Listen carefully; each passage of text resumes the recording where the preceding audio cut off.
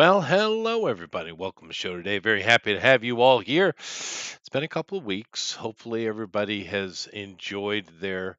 We're coming into winter, aren't we? We're coming, rolling up here to the Halloween season. Hopefully, you guys been doing a lot of that fun stuff.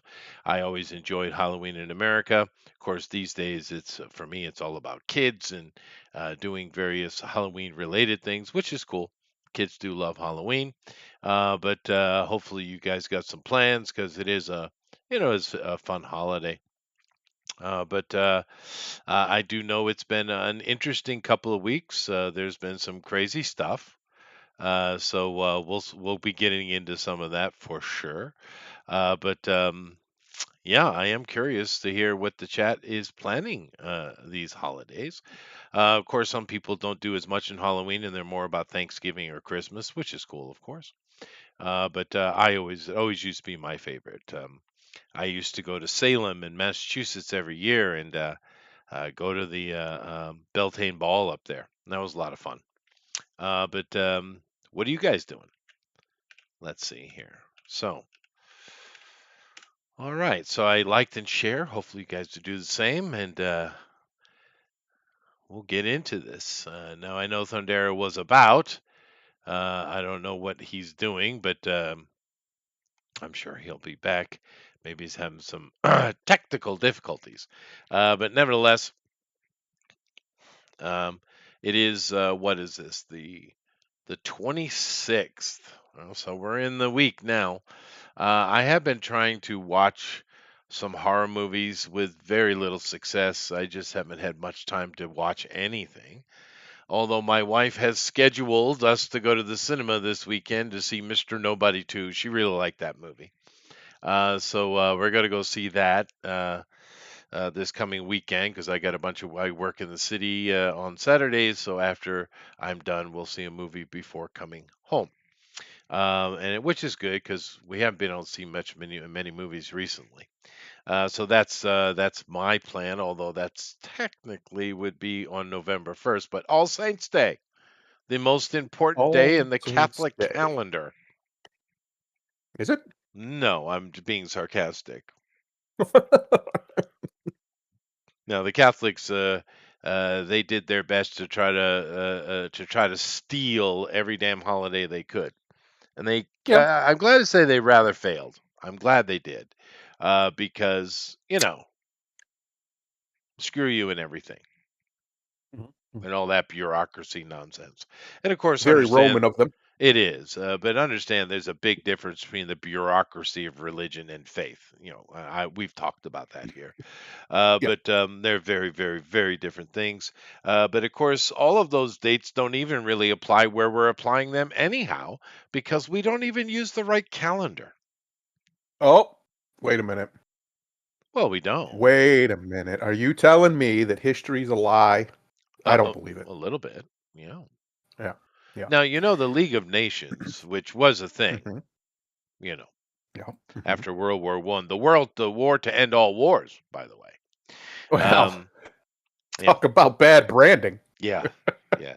But they did try to bring the 13-month calendar back. They did. They changed the name of it, the extra month to Sol, instead of going with the weird one we had before. It's not really weird. It's just one of those. What was it? Oinesbember or something like that. It was. There is a 13th constellation. Well, actually, it's a lot more than 13, but there's a 13th constellation. We used to have 13, not 12, but there was a campaign against that number, you know, Hmm. Hmm. because that number represents the Jeebus, Hmm. and we can't have that for some reason. Anyway, 13 is a bad number. um, Yep. Hmm. I did love the fact, what put the Knicks on the League of Nations bringing the 13-month calendar back. You know what it was in the end? What was it? It was a very noisy retort from the Seventh Day Adventists. Okay. Excellent. But mostly the Jews, What a surprise. which shouldn't, it's very weird because for their entire history, they had a 13-month calendar. Yep. So I'm like, what are you complaining? They were talking about the Sabbath and, Passover and all that kind of stuff not being consistent. Dude, you guys have one of the oldest 13-month calendars in on the planet. But whatever. Mm-hmm. But that whole nonsense, that chestnut. But of course, 13-month calendar shockingly works perfect Yeah. because it's a lunar calendar, right? Except for people with OCD who don't like odd numbers. And that would just be hell for them. They would hate it. They're 13? There can't be 13. No, there needs to be 12 or 14. We can't have That's this true. 13 They have bullshit. that problem. But I mean, of course, what it does is it gives you perfect accounting of the days, so that every year your Halloween, your whatever holiday you have falls on the exact same day of the year every year, right? Because in that So, situation you have 4 weeks of 20, therefore 28-day months, and then you have right. a special holiday, and every 4 years you have two. Perfect Hmm. math.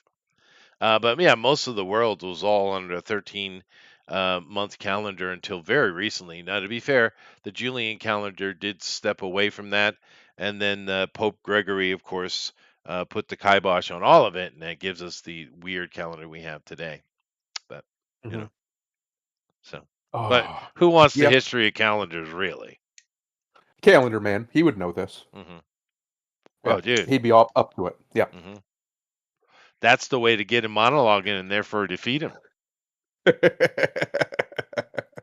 Yeah. Start shitting on that 13th month. He'll be like, oh, you son of a bitch. There was a study actually that came out of Oxford, of all places, right? This is Hmm. quite a long while ago. Of course, keep in mind these old universities are centuries old, right? Right. Um, but there was a really weird study, and it was regarding the calendar shift, right? And they had, because there still are some countries that are still do the 13-month, right? And Hmm. we haven't all come on to the Gregorian calendar here until really after World War II. The whole planet was put on it, right?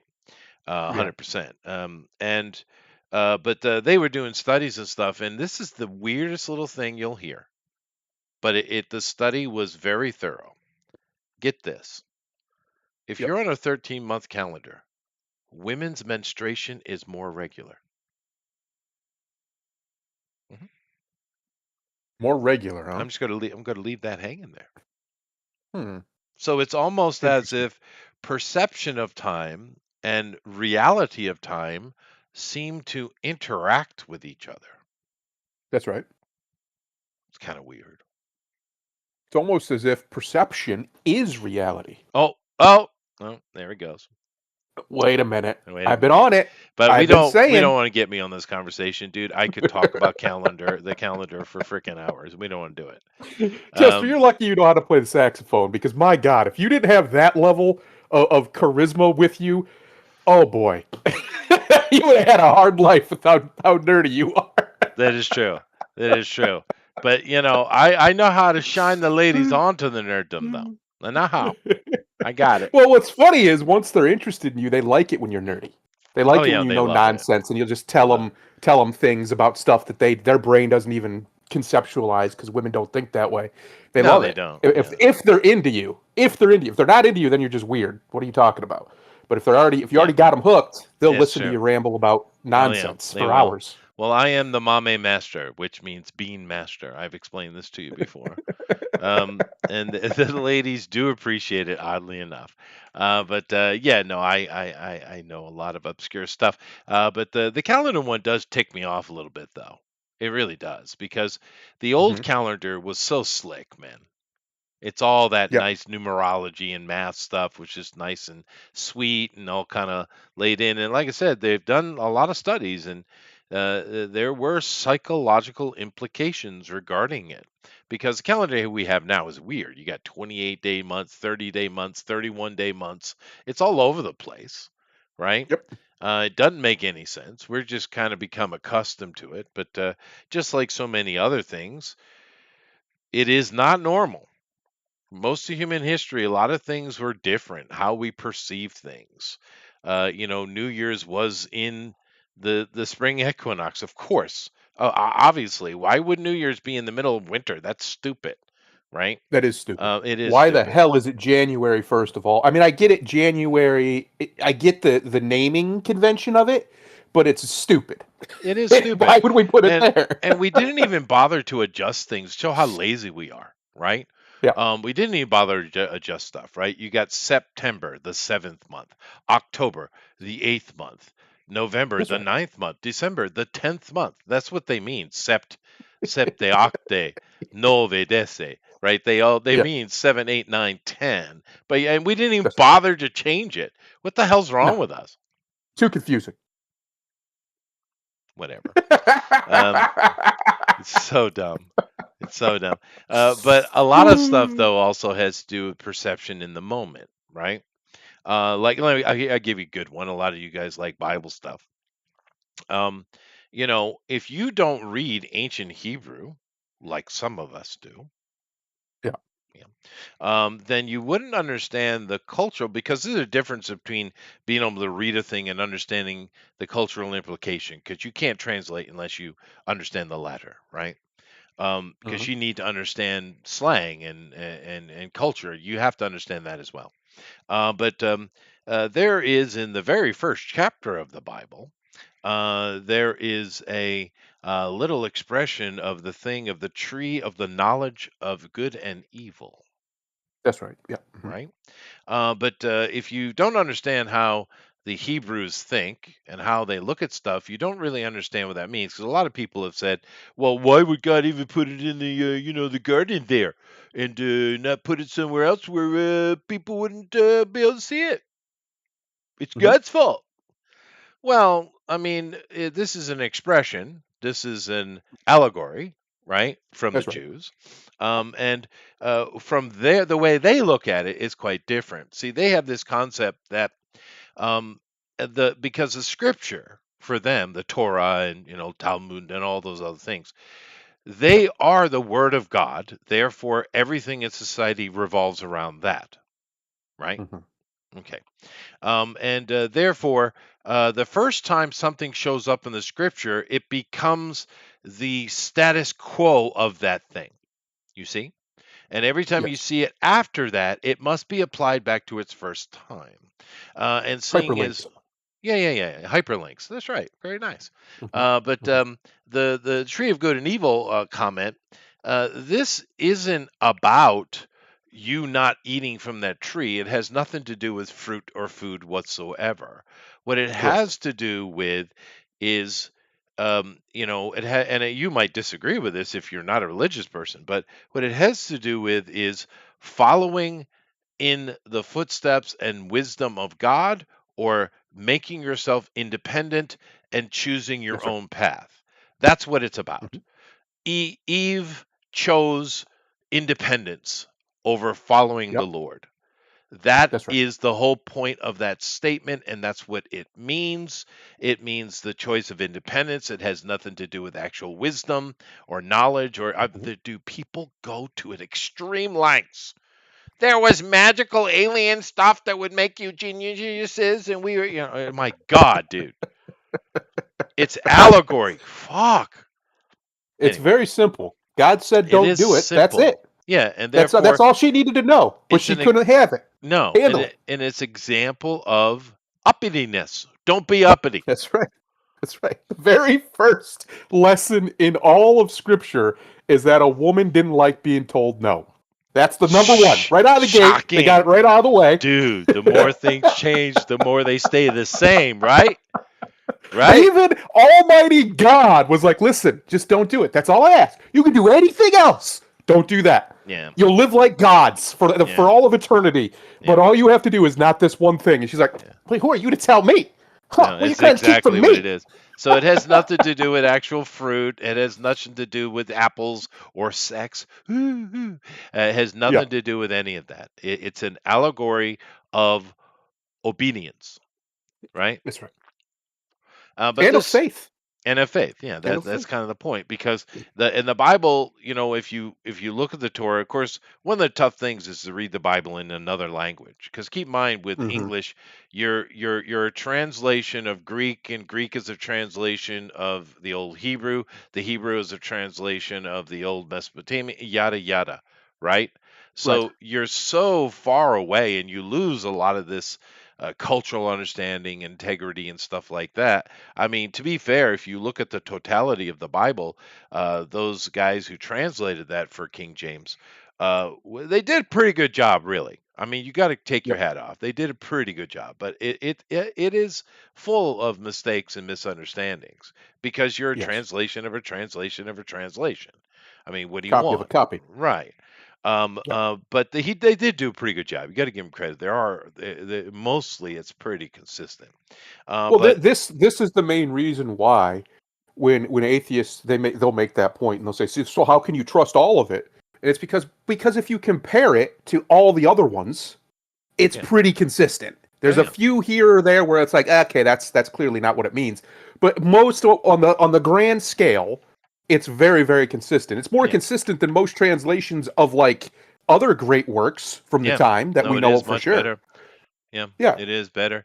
The only thing I think we lack because of the copy of the copy of the copy thing, and also when the Jews, the Hebrews, of course, when they created the Bible, was under their captivity from Babylon, right?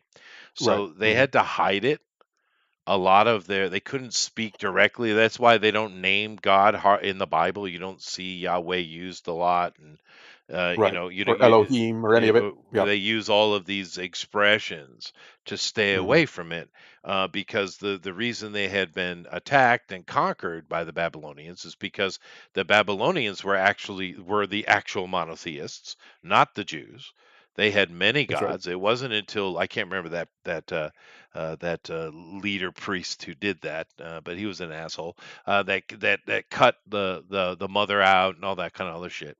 Uh, but Hmm. um, but anyway, I mean, Bible conversations are always interesting, and there's always a lot of misunderstanding because these books are full of histories. You know, they're full Yep. of allegories, Yep. and they're full of law, and they're full of Yep. dietary habits, which is Yes. nice. They're also full of medicine, believe it or not. Medicines, yeah, yeah. Yeah. How to Science, build all kinds of shit, things. yeah, Yep. yeah. How to build a The house, how most to build this. accurate description of a cubit comes from the Bible. That's right. That's right. Yep. And then of course there's a little smidgen of spirituality, That's right. a smidge, and most Mhm. all religions are like that, which is why I prefer the Gnostics. What I would do, me personally, Mm. I would go full Gnostic as far as spirituality and framework, right? But Right. then take all the trappings of the Zoroastrians and throw that on top of it, man, you got something. Mm. I Because mean, yeah. no, those Zoroastrians, their ceremonies and stuff are badass, dude. It's really cool. Yep. Yeah, yeah, I do like the look of it. But anyway, the what we've learned, and even Joe Rogan has learned, which is Oh, interesting, is that old Baldy himself. shockingly, faith has value.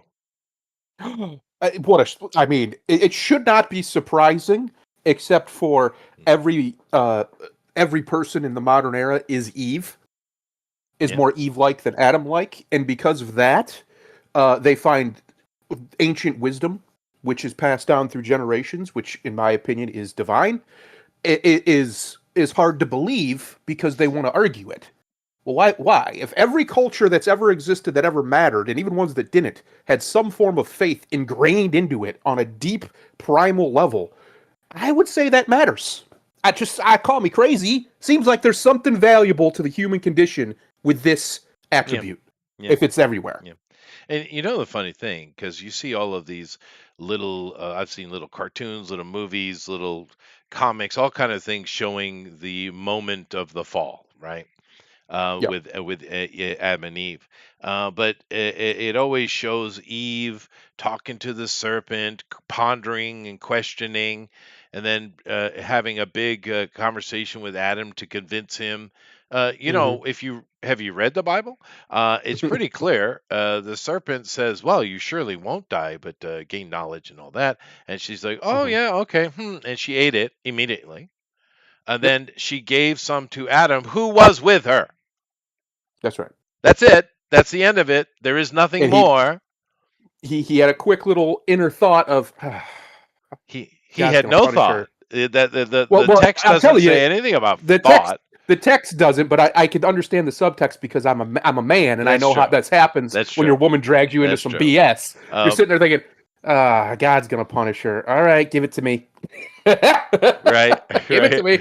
Well, it's funny. The oldest version of this story we have, actually, it's kind of similar, but what you have is you have Anki has brought up his newest batch of humans that he's made, and he's very happy with them because it's the best version of it.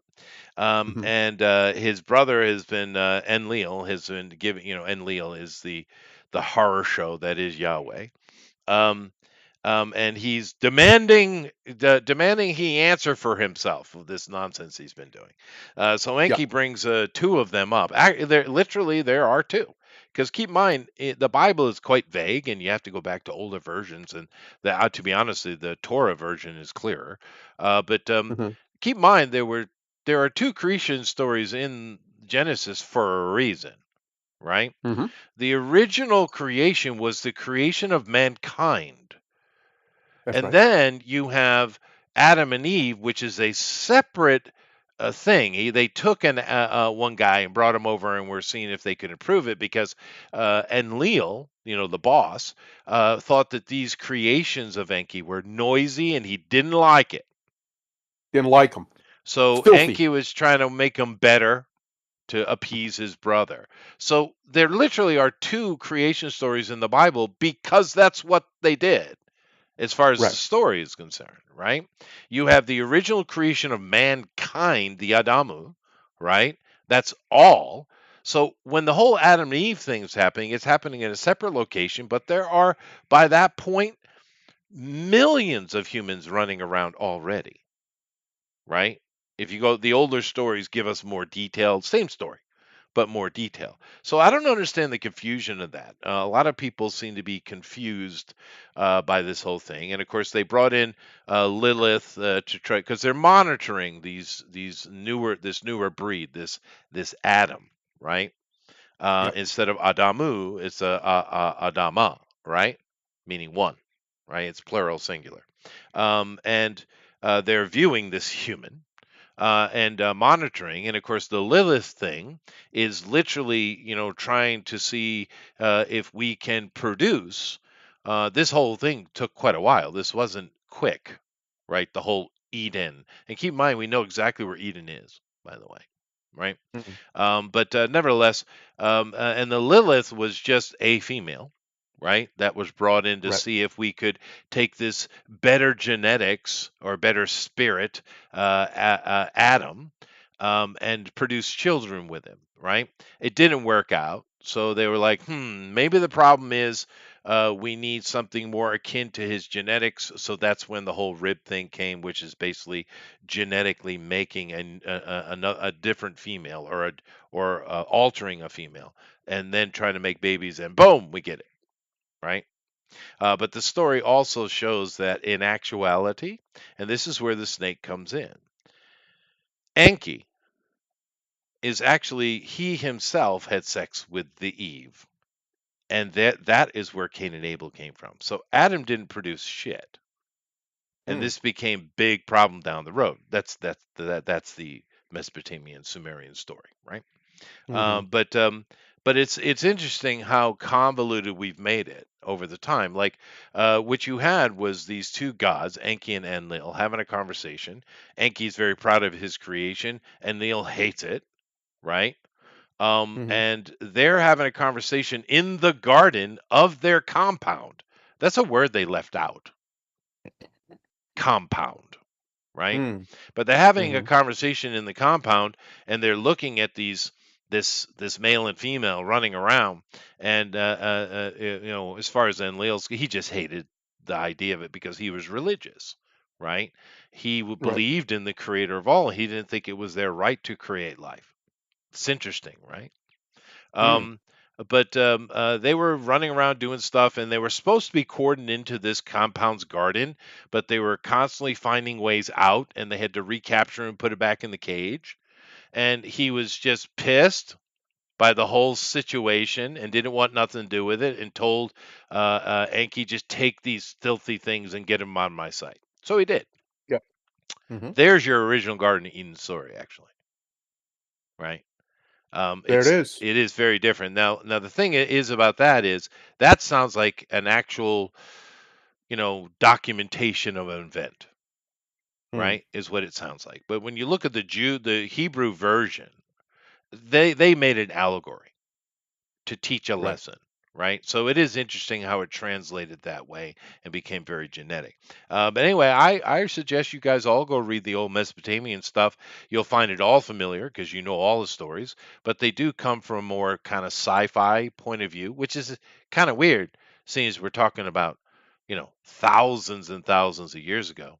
But that's how they are. That is how they are. Yeah. Anyway, did I go on a rant? I guess I did. You did. I Bit of did. a rant. I can't blame you. You were in Korea. I get it. I get it. So is Korea just going to die? Because I hear they're just not having kids. Like, it's the worst in the world, from what I Well, understand. it It's in a is, bad way. and they're so, how in America politics is kind of sport for us, right? Well, it used to be, but yeah. Then Well, they I mean, started shooting, we kind of take that Charlie point of view Kirk's. on it. That's true. And the rest of the Europeans and stuff are like, why do you talk about it so much? And now they're understanding why we do, which is weird. Mm-hmm. Yeah. Mm-hmm. Yeah, no, the demiurge, that's a whole interesting thing, Alan, getting into the Gnostic stuff. But in Korea, they want to be political like that, but they're so young and childish about it that I don't know. It's like, say you saw a sign that said, stay off the grass, right? And you contemplated this sign and you're like, well, okay, why must I stay off the grass? Well, you could consider that, well, maybe it's because they want the grass to be green and lush and to be pretty for everyone to enjoy, so therefore I shouldn't mar it. Maybe you think that these are a bunch of fascists who want to keep you from your freedom of step, um, you know, or anything in between. But in Korea, they don't really understand that there's a sign at all. They just know that they should be being noisy. Yep. And this is the problem. It's like children playing at politic. And I know that's a weird thing to say about an entire country. That's weird. But dude, go there. Yeah, it's a strange situation. This is what happens when you're a client state for the better part of a century, and you have a big brother who takes care of all your actual problems. Mhm. Uh, I think they've all shred of real masculinity has died in that country, and It has problems. Yeah. if something doesn't change within the next 40 or 50 years, North Korea is just going to absorb them. But Yeah, it's what's going to happen. and maybe that's They're going for to have the more people. best, to be honest.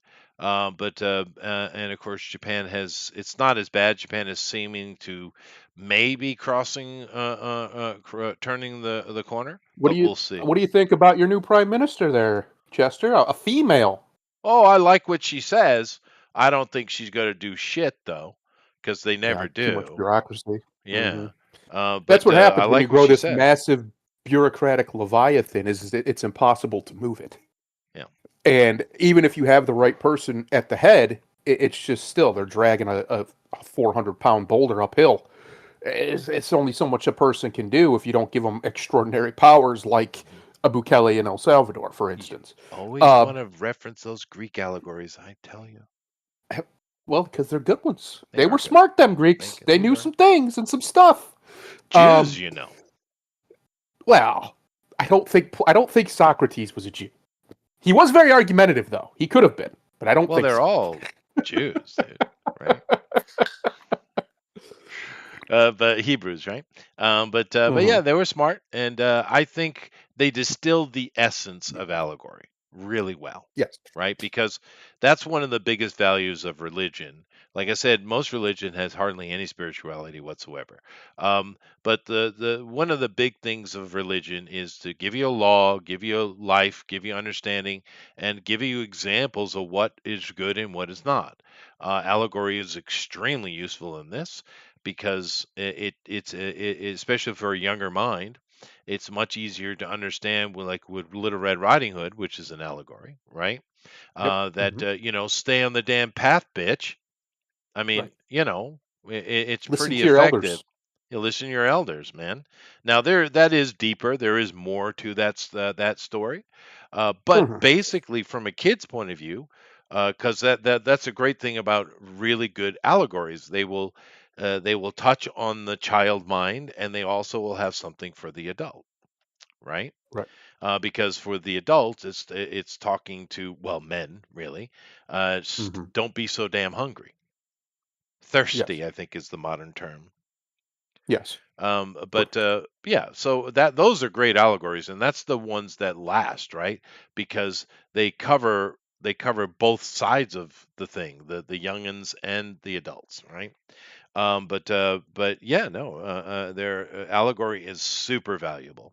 in Um, in order for a fable or an allegory or a tale or whatever you want to call it, yeah. which these are different things technically, but they all basically serve the same function. Hmm. In order for those to be timeless, they can be complex. They don't have to necessarily be simple stories, True. but the point that they're trying to tell you needs to be very simple Yep. and very Poignant. succinct, Yep. poignant. There's a good word. And what happens is with a lot of modern storytelling is everybody wants to try and make 16 points in one story, and that doesn't work.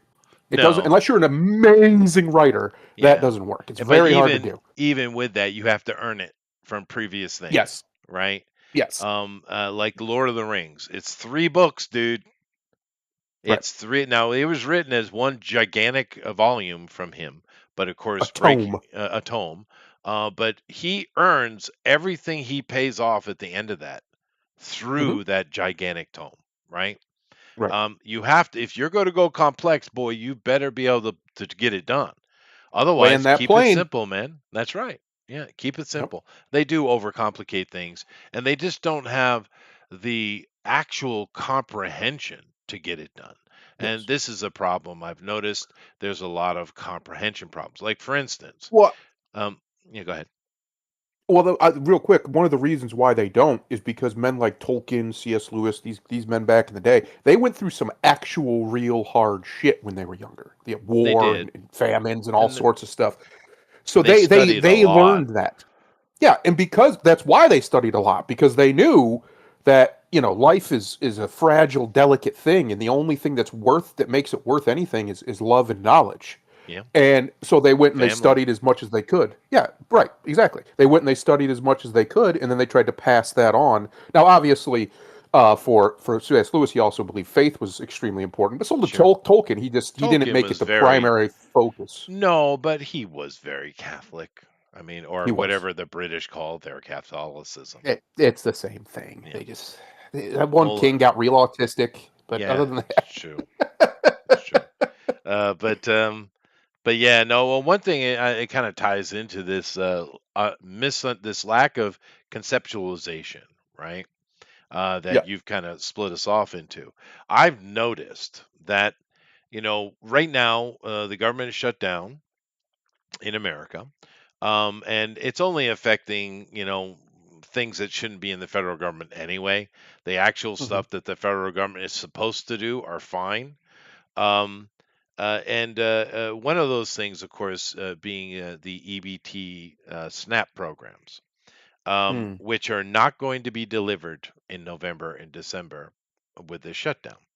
Hmm. And of course, every time there's any kind of shutdown or financial argument in the government, each side is always blaming each other. That's normal, right? But in this Right. case, it is clearly the Democrats that are holding this up because and they keep saying it, it's the only leverage we have. I mean, they Yep. keep telling you that's all we got.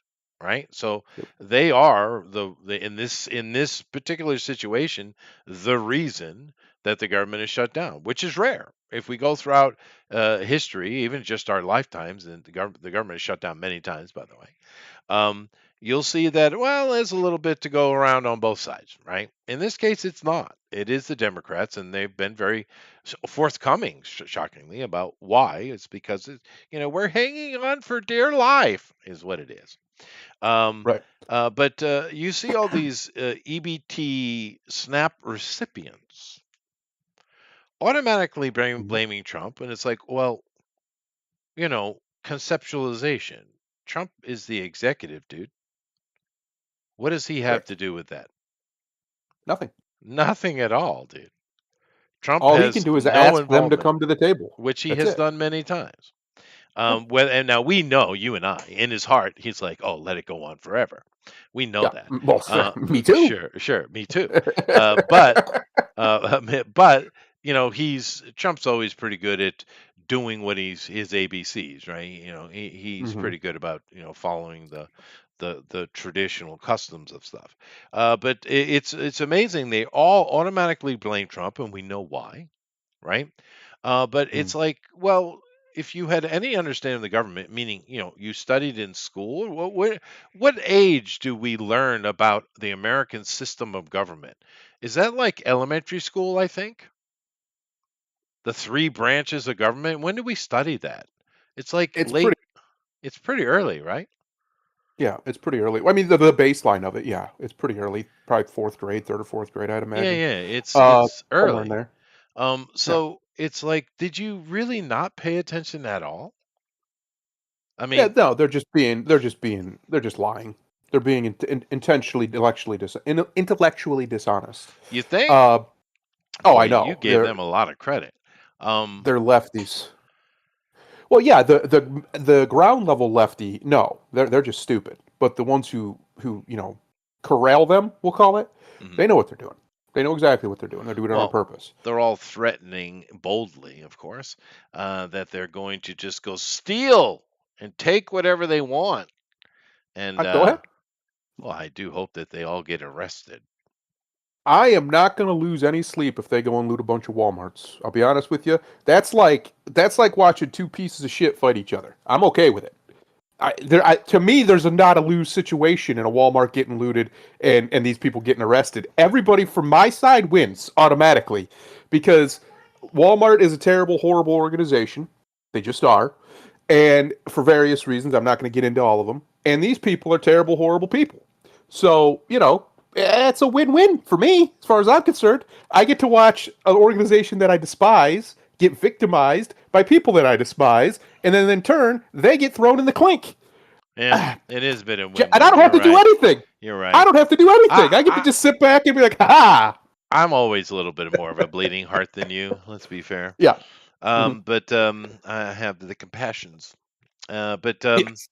but it is hilarious because these programs, social programs, should have nothing to do with the federal government anyway. Yep. That's definitely state. I don't know why. I know why, but this just ridiculous mountain of social programs in the federal government is ridiculous, and we need to get rid of it because that's not where it belongs. Social programs should be done by the state, and the voters of the state should decide what they want to be a social program. It's very simple. It's not a federal issue, and of course, we know that Trump and his team are really trying to diminish the federal government, which is awesome. And they've had some success. I'd like to see more. I'd like to see more, right? Hmm. I'd like to see him shut it all down. I mean, just shut the whole thing down. Well, it is shut down. Let's keep it that way. Shut it down. Shut it down. I mean, the federal government needs to take care of various infrastructure that Hmm. comes under its purview. It needs to, help to facilitate state-to-state communications and, of course, country-to-country communications. True. So we need an Hmm. ambassadorial, crew. Whatever we call that, and we need that. We need a military you know. We do. But I really can't think much more what the federal government needs to be involved with. I personally, if I had my way, and they actually used to be, they should be have a oversight, not control, not even authority, but oversight in the functionary of the state militias. That's a job they used to do, and they abandoned it when they organized the military formally. Well, But yeah, I but think that's what the National Guard was supposed to be, though. right, right, but they shouldn't have control of it. And meaning they shouldn't be the one giving orders unless they're literally calling the militia up, right? Right. Uh, but they should be the ones who help facilitate it. They could even provide. I think personally, if we're going to talk about what the government should provide, they should make sure that these things are trained properly. That these men are trained properly, and the women and everybody who wants to be involved in it, because the militia's for everybody. It's not just for men. Uh, and I personally, if I had my way, that would be a function that they would once again oversee like they Right. used to. Because people forget, like when you drive around, especially you drive around, the South or the Midwest, you'll find all these things called armories. All these Oh big yeah. buildings called armories. Yeah. Like what was that? Well, that's what it Well, that's was. That's what it exactly was what it for. is. Yeah. But you're right. The militia is for everyone. I do need my blueberry pancakes in the morning. That's right. Yeah. Hmm. Yeah. That's right. Yeah. Yep. Yeah. Very chauvinistic of me. Yeah. No, women can shoot if they have Of to. I'd course they rather they can. not. But they're actually some of the best snipers of all time were female. They did some killing. They Yeah. popped some heads. Oh no, no. Most high-end societies throughout history have made sure to train their females, Yep. mostly because when the men are away, who's going to defend the village, right? Right. So women would get training in that regard. It Right. didn't work, but there was an effort made. I think if you do it, especially in the modern era, uh, women can become very competent shooters.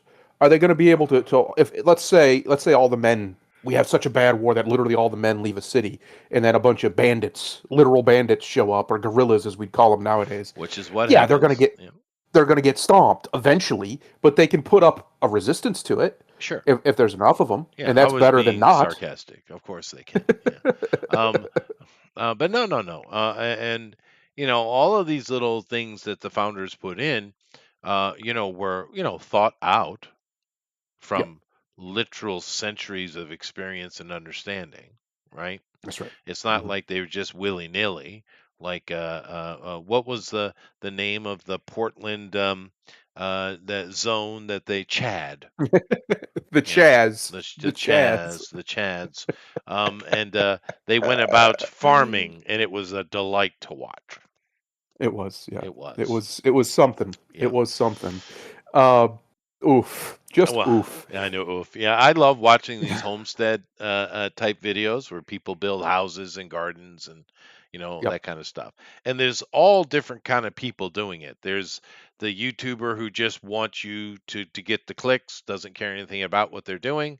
Assholes. yep. You have the seriously talented people who are just doing their thing.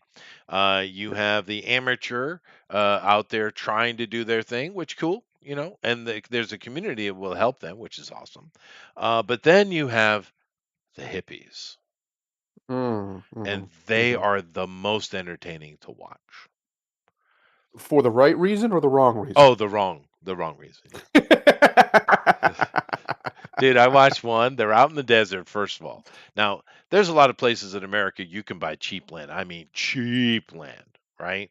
Yep, 30, 50, $100 an acre. I ain't shitting you, right? it's pretty cheap. But Yep, of course, the cheapest land is going to be in God-forsaken territory, right? that's right. It's going to be up along the Canadian border, which is infested with black flies. You don't want nothing to do with it. Hmm. Although it might be beautiful, you want to watch that through a TV. You don't want to be there. Or you're down in one of these damn deserts. And that's where your cheapest land is going to be. Now, you can make a desert a beautiful thing. You can. That's a lot of Yes. work, buddy.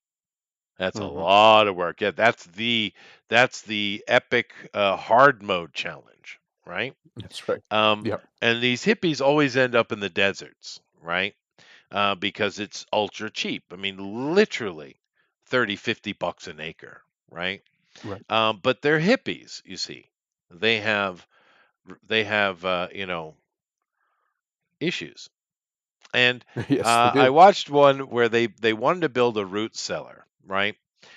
Oh Um, boy. because they wanted to have free underground refrigeration, right? That's what a root cellar Mhm. does.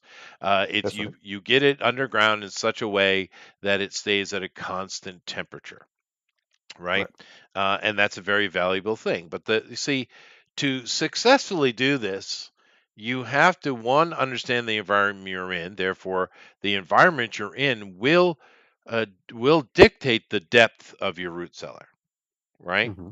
And of course, there's many other things that are involved. And you can study this. It's quite easy. YouTube is full of information, the internet. But they were building their root cellar, and I watched the whole thing, right? It Hmm. took them, would you like to guess how long it took them to make a root cellar? Oh, I don't want to. I don't want to. No, I don't want to Now, guess this. any person who has any general ability could get a root cellar done in a week, two maybe. I mean, it's a very easy project, right? Hmm. 9 months To dig some holes. to dig a singular hole. And they were in the desert, and they're so lame, they're so pathetic because they're a bunch of weak, noodle-limbed hippies, That's right? right. That Yeah, now they're humans, so you can put even a skinny human can put some power out, right? But that's yep, you yep, it take is a little pain involved. It's when you work involves pain, physical labor, right? yeah. And Especially that. Yeah. they can't take even a little, right? So it take forever. The women are dictating things left and right, and they're not dictating anything useful, right? As they do. Yeah. As they do. And these little cuck men, half of them wearing dresses, thumbs Oh up. Lord. Um, they went about, oh, bless their little hearts. They went about trying to dig that hole, and the whole time I'm laughing because this is a desert. It gets up to like 140 degrees, dude, right? Yeah. It gets hot. Therefore, It's a little warm. if you're up in, say, a northern latitude, right, say the middle of Mm. America or even more north, and you're going to Hmm. dig a root cellar, well, you could probably go 8, 10 feet under the ground. And you're pretty good, right? Yeah. You'll be Yeah. all right. But if you're in a blazing hot desert, how deep would you dig your root cellar? Well, there's variables, but just as a general, it's gonna be feet, tens, dozens, probably. It really depends on what kind of topsoil we're dealing with, Yeah, but yeah. most likely at least 30 feet down, I would Yeah, I would imagine. go minimum. Me, it would be minimum 20. Yeah, minimum. Yeah, Right. yeah, yeah. Um, and okay, no big deal. Because even though most of it they were doing by hand, they had some neighbor or something that came in initially with an excavator. Okay, Hmm. nice, right? Um, Excellent. but they went 7 feet down. That's not enough. That's barely enough in cool temperatures. And that's not even Uh, counting the floor they put in. So by the end, they were probably 5 foot underground. And so therefore, most of the root cellar was above ground, covered right. in soil, of course, Yeah. kind of. But it was just a debacle. It was a debacle because in the end, 9 months of work, they were so proud of it. But then were having problems because the lowest degree that they were getting in their root cellar. Would you like to guess? Oh, let's see. In a desert, Shallow root cellar, yeah. shallow root cellar in a desert that gets up to around 140 probably in the warm months, especially with that sun. It probably the coolest they were getting at that time. I'm gonna guess. This is just a guess. Mid 80s Well, actually, they at get it most. down to about 77 degrees. Oh, okay. I was close. I was Yeah. close. Uh, But here's the thing for you guys who have never built a root cellar, that ain't mhm. enough.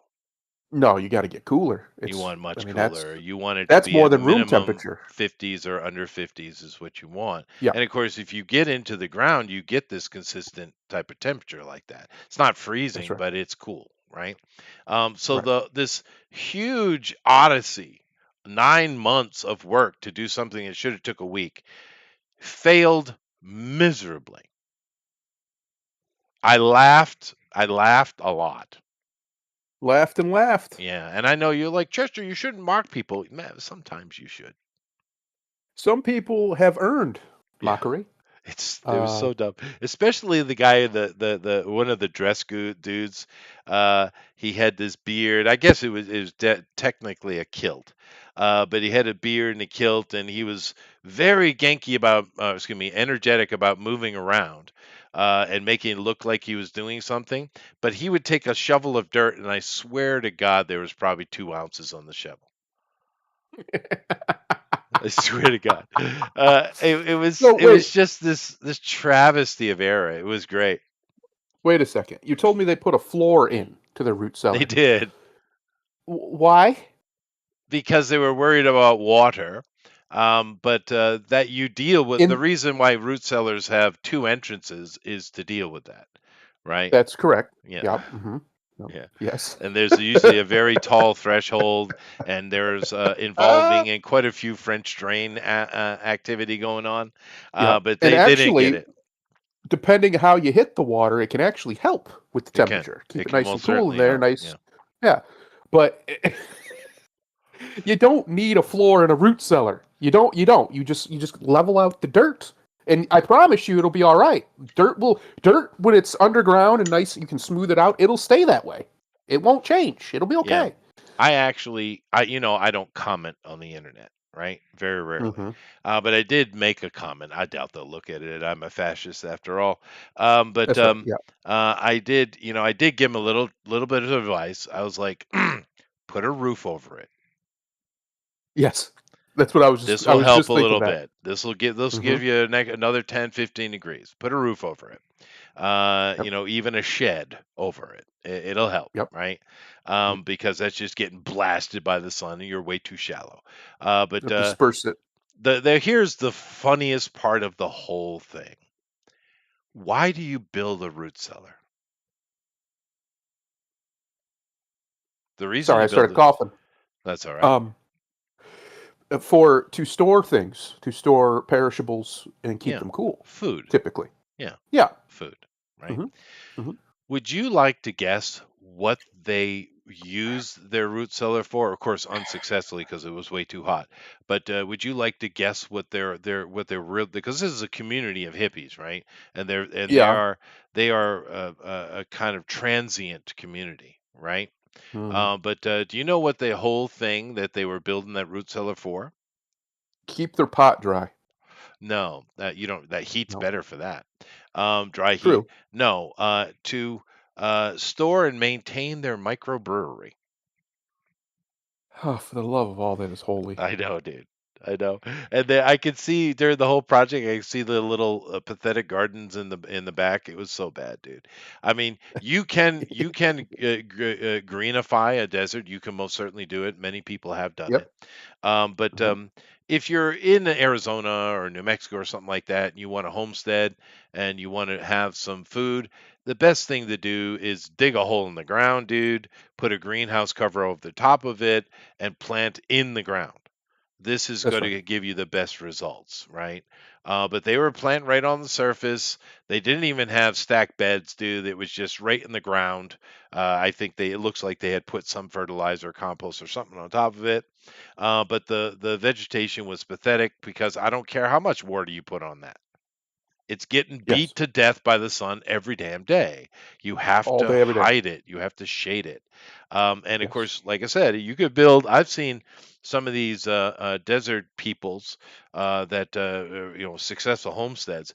They have some pretty extensive and large underground. Well, not underground. It's like they dig a hole, In right? ground. Yeah. In ground. Yeah, there you go. Thank you. Yep. Hmm. Gardens that thrive. Also, you can do like a garden run that works pretty well, but you need to Yep. make sure you're moving water around it and you've greenified a lot of area around it. There's a lot of the desert's a pain in the ass. It's a pain in It the is. ass. It's literally ultra hard mode, and I don't know why the hippies always end up in the desert. Can you explain that to me? Because that's true, dude. They're It's cheap. always in the free. It is cheap, but they're Idaho's cheap. Yeah. I Yeah, but mean, Idaho's cold as shit in it the winter. is. Why are they always in the desert? I don't know. Someone explain this to me. It's the I would this is just a guess, but I would venture to guess the reason why you find them in the desert, you find them in tropical places a lot, is because at heart they're hedonists, and hedonists don't like to work, and they also don't have. I mean, this is why they are hedonists. They don't have great foresight, and in order to survive in a cooler climate, on your especially if you're trying to build from scratch, right? You don't have any civilizational support or very little. Uh, if you're in the cooler climate and you don't have these things and you don't have foresight, you don't have the ability to prepare months, if not years in advance, you're going to die. Yeah, You're going to die that is very true. quickly. Now the cold will kill you real quick. That Yeah. is true. But I will say, speaking of hedonism, there were a bunch of women who did nothing useful other than talk. But there was one Hmm. girl who all she did was giggle. Pretty sure she was stoned. But Yeah. she was covered in tattoos. Ew. Yeah. Hmm. She had piercings everywhere, but she was cute enough you wouldn't kick her out to bed, though. Yeah. A little cute little hippie girl, but she's Little cute little damaged. hippie. She Extremely way damaged. damaged. Yeah. Yeah. Have you ever watched Craig Hammer? I have not. Oh, wait. Financial advice. Yes. Yes, I have. I just never, I didn't know. I always forget his name, but yes, I have watched him. He's great, actually, He's because he has he's no chill for these people at all. None. zero, He's got no time. but and it's hard for them to get back at him because he's basically a little gay Jew boy, right? Right. Hmm. And but My wife and I were watching one of his the other day, and it was so crazy. Of course, they're ultra wokes, but the guy who had one of them mustaches, right? Oh, yeah, I've seen it. Yeah, Hmm. the guy, he was a little bit more, reasonable Right. because he was the one paying all the bills. He's a mega simp cuck, right? Oh, yeah. But he was a bit more reasonable. But that girl, so useless human, incredibly useless human, and he was just hardcore laying into this bitch, dude. But Yeah. she didn't hear anything. She's just Nope. completely oblivious. It's amazing. You can cuss and swear and say you stupid, useful idiot right to their face, but they're like hee hee hee. It's Yep. they're That really bad broken, dude. they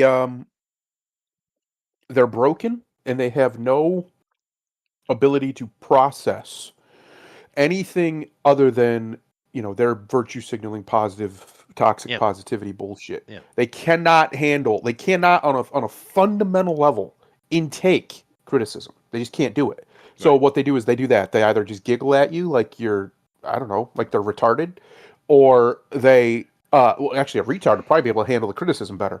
Or Well, yeah, they just don't it doesn't sink in, and the reason they are the way they are, I think a lot of it is genetic, but it's also because they've never, I said this on Twitter the other day, a lot of these women that are like this, especially the ones that are hedonistic, the truth of the matter is they've never had an actual man that cared about them in their life, ever. no, and They've been she used doesn't by a bunch of either. men. She's just Yeah. using him. Yeah, yeah, Exactly.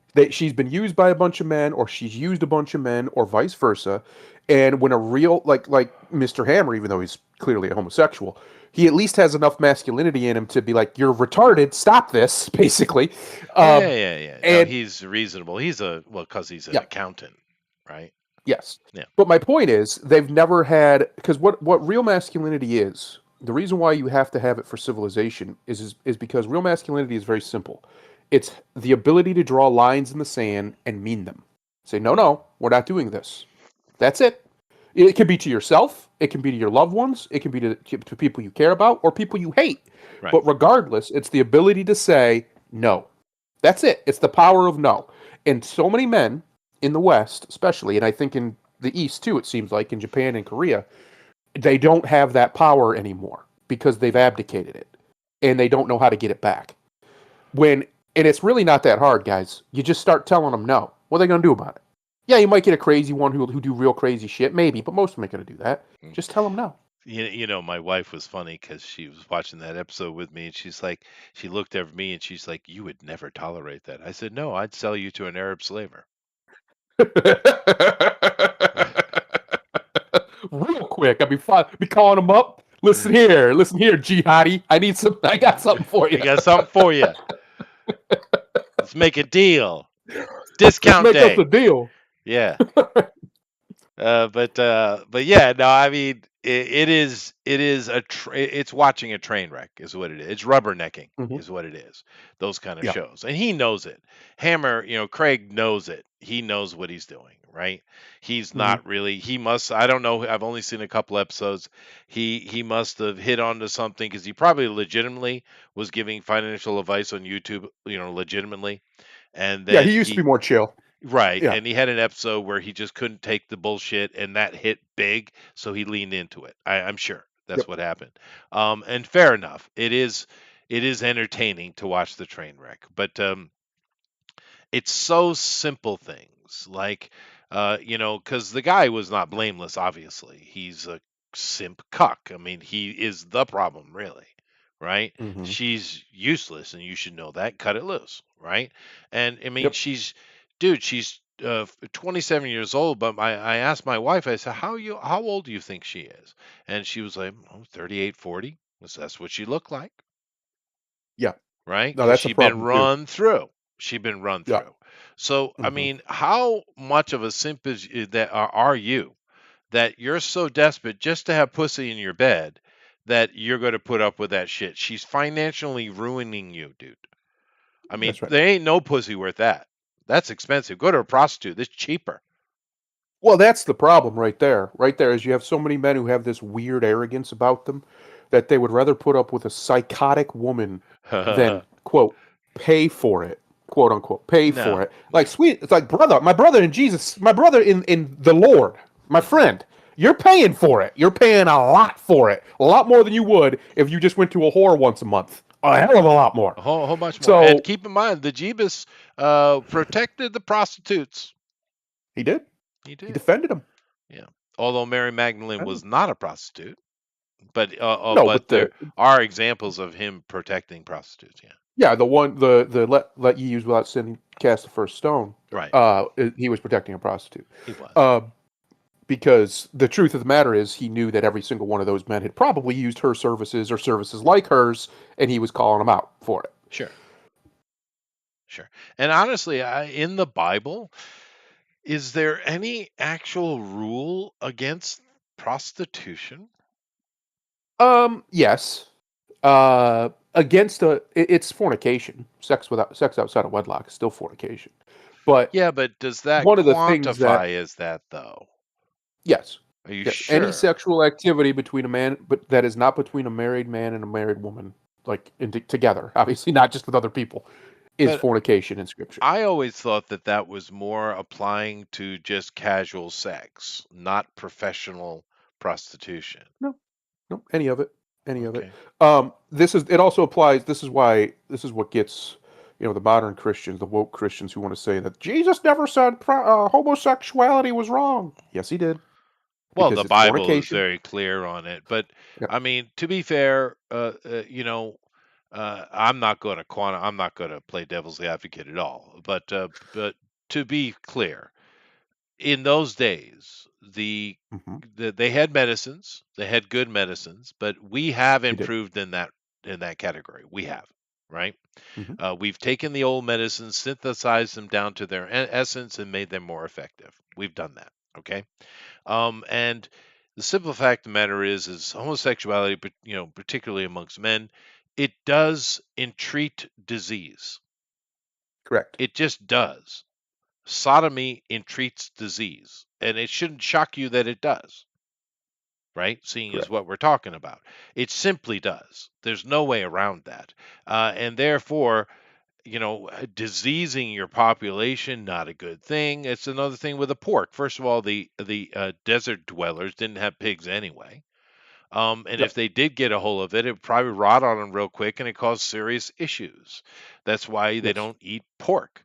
Now, in modern time, there's no problem with it, but, we're stuck in the tradition. Fine, Well, right? even in Jesus's time, they had largely solved that problem, They and had. he said, "Eat whatever. Everything is here for you to eat. That's what it's here for, right?" He That's he, right. he removed the restriction. Because Um, it had been solved. yeah. But a lot of these things are practical. A lot of That's right. rules from religion are practical. They're not Yes. God ordained. They're practical. Well, And the one that's funny to me in modern Christendom is their obsession with monogamy. When I mean, polygamy isn't banned in the scripture at all. no, It's quite it's literally spelled out when and how you should do it. That I've never that's right. understood that, and I know some of the Christians here on this channel have tried to explain it to me, but I don't get it because the Bible is very clear It is. on the how polygamy is to be done. It's also very Well, clear on it's how slavery is to be done. Now, that's a yes, interesting topic because the simple fact of the matter is you can only own a slave for 6 years. And correct. on the seventh year, they're Right. to be released. So, I mean, Yes. these things are, whether you agree with them or not, Well, they because are the clearly seventh laid out. year is supposed to be a year of jubilee where you all That's debts right. are wiped away, even That's right. slave debts. They don't even So, farm for that year. right, which is something that honestly I don't understand when, where, why, or how. I bet we could figure it out. Christendom abandoned this practice, but it needs to return. Yeah, There's, yeah. I in don't my know about opinion. the slavery. We could do without that. Well, no, no. I But mean, I mean the jubilee, the year of jubilation. Get rid of debts are erased; they're forgiven. If you haven't collected a debt in 6 years, you don't really need the money that badly. Let's be honest. If right, you haven't made right. good faith efforts to get your money back, you're doing okay. All Yeah, right, you're not that hurting. So yeah. just let's just wipe it off the books. What are Yeah, we talking no, about here? I don't. I kind of like the year of Jubilee too. It has a lot of interesting things in it.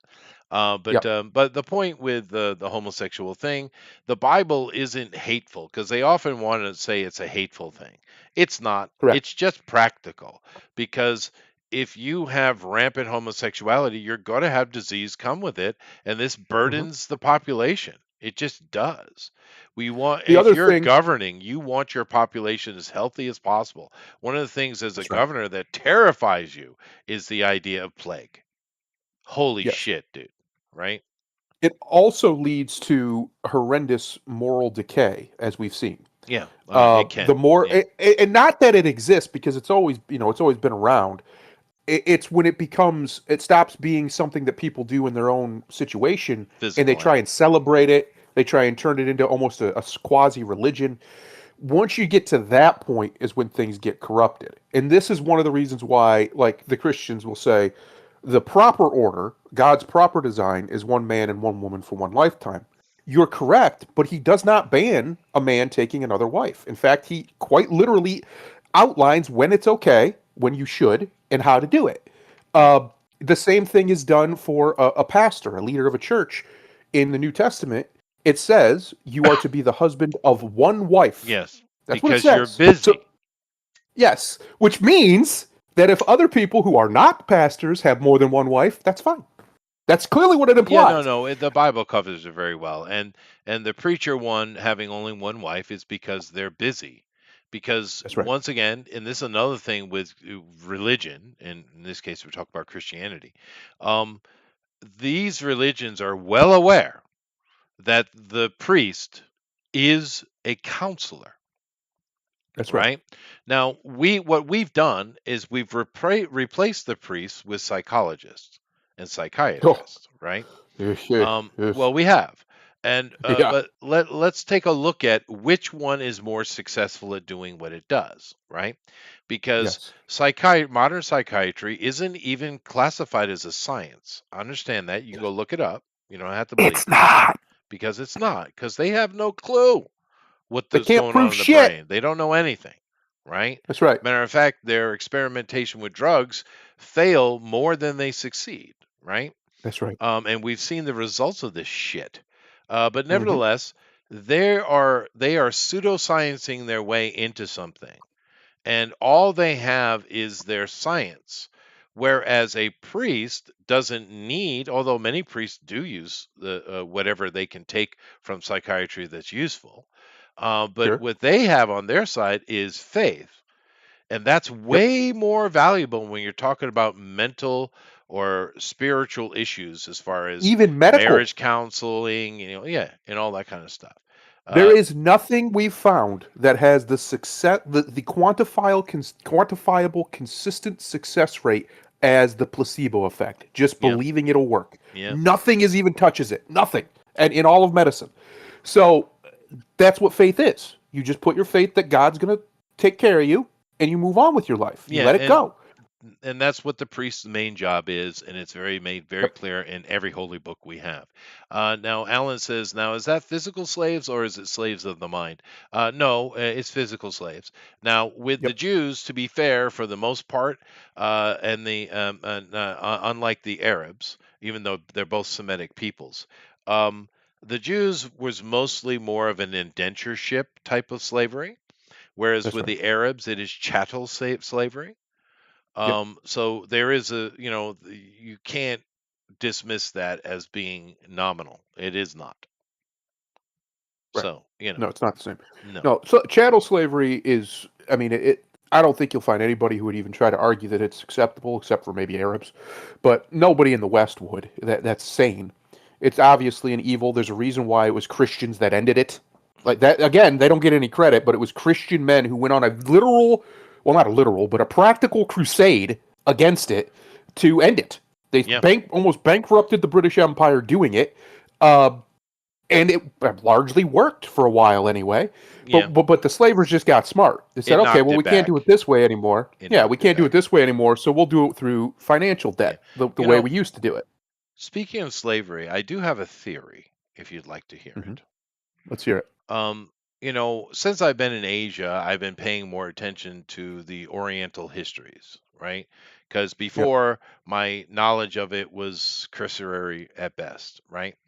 But I've been studying it more since I've been here, and I have a theory about Korea, right? Now we know the longest sustained history of slavery is in Korea, 1500 years. But it doesn't really make sense to what the history they have written down. However, north of that, there used to be an area in China, north of Korea, which was called Cathay, right? And it was ruled by Jews. Yeah, I know, Hmm. but it is Hmm. what it is. I have a theory that those Jews were sent over there during Byzantine time, possibly Roman time, but I think it was Byzantine time, because we're not really sure, right?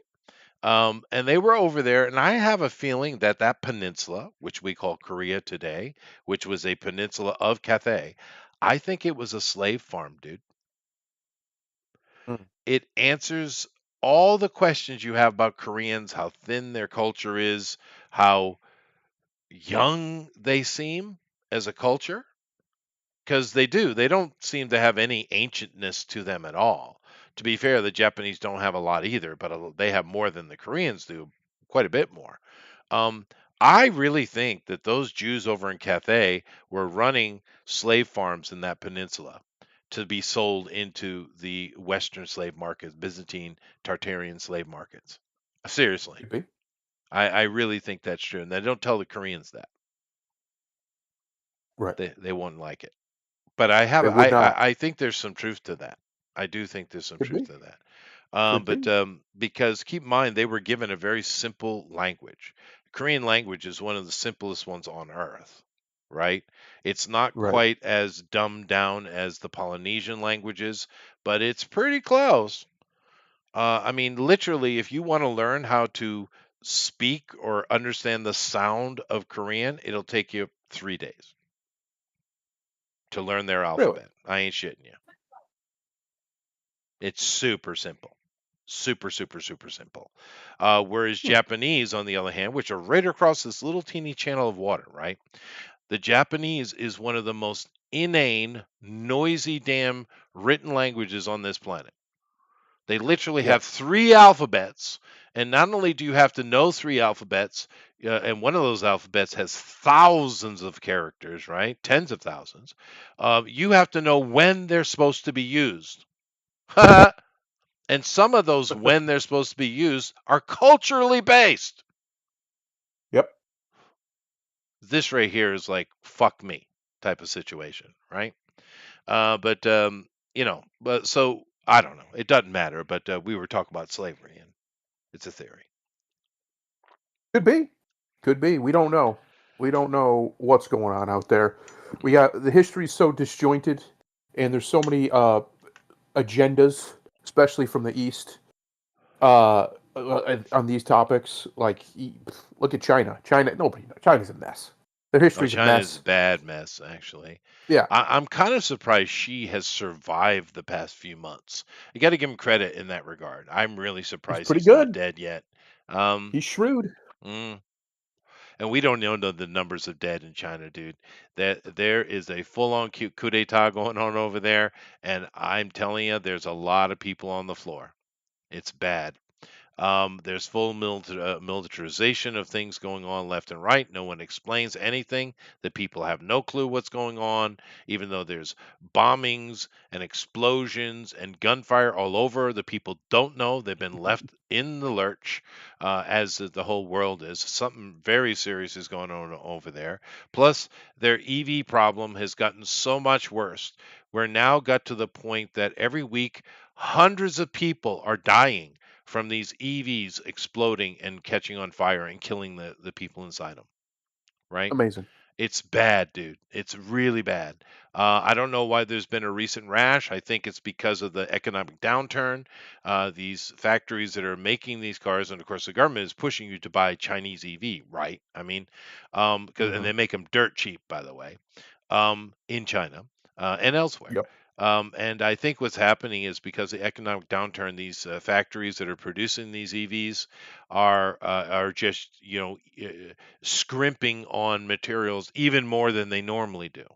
And it's just these batteries, these lithium battery sets in these cars just don't look at them the wrong way or they'll catch on fire and then you're done, right? Hmm. It's not good, dude. Anyway, let's get into this, shall we? Let's do it. I Let's, think we should. let's do it. We're going to do it. We're doing it. All right. It's being So done. it has been done. Yeah. Now, I wanted to start out with my ultra nerdism. Oh boy. Here we go. Spielessen. Now, Spiel just Hmm. means games in German, and Essen is a city, of course, in Germany. Hmm. And usually we foreigners say Eschen Spiel, but I guess technically it is Spiel Essen. Maybe. I don't know. But whatever. It is one of the premier annual board gaming conventions. And now, Gen Con and some of the other big ones in the West they tend to also have tabletop role playing and sometimes even video games will show up. They tend to be a little more broad, but Eschenspiel is board game only.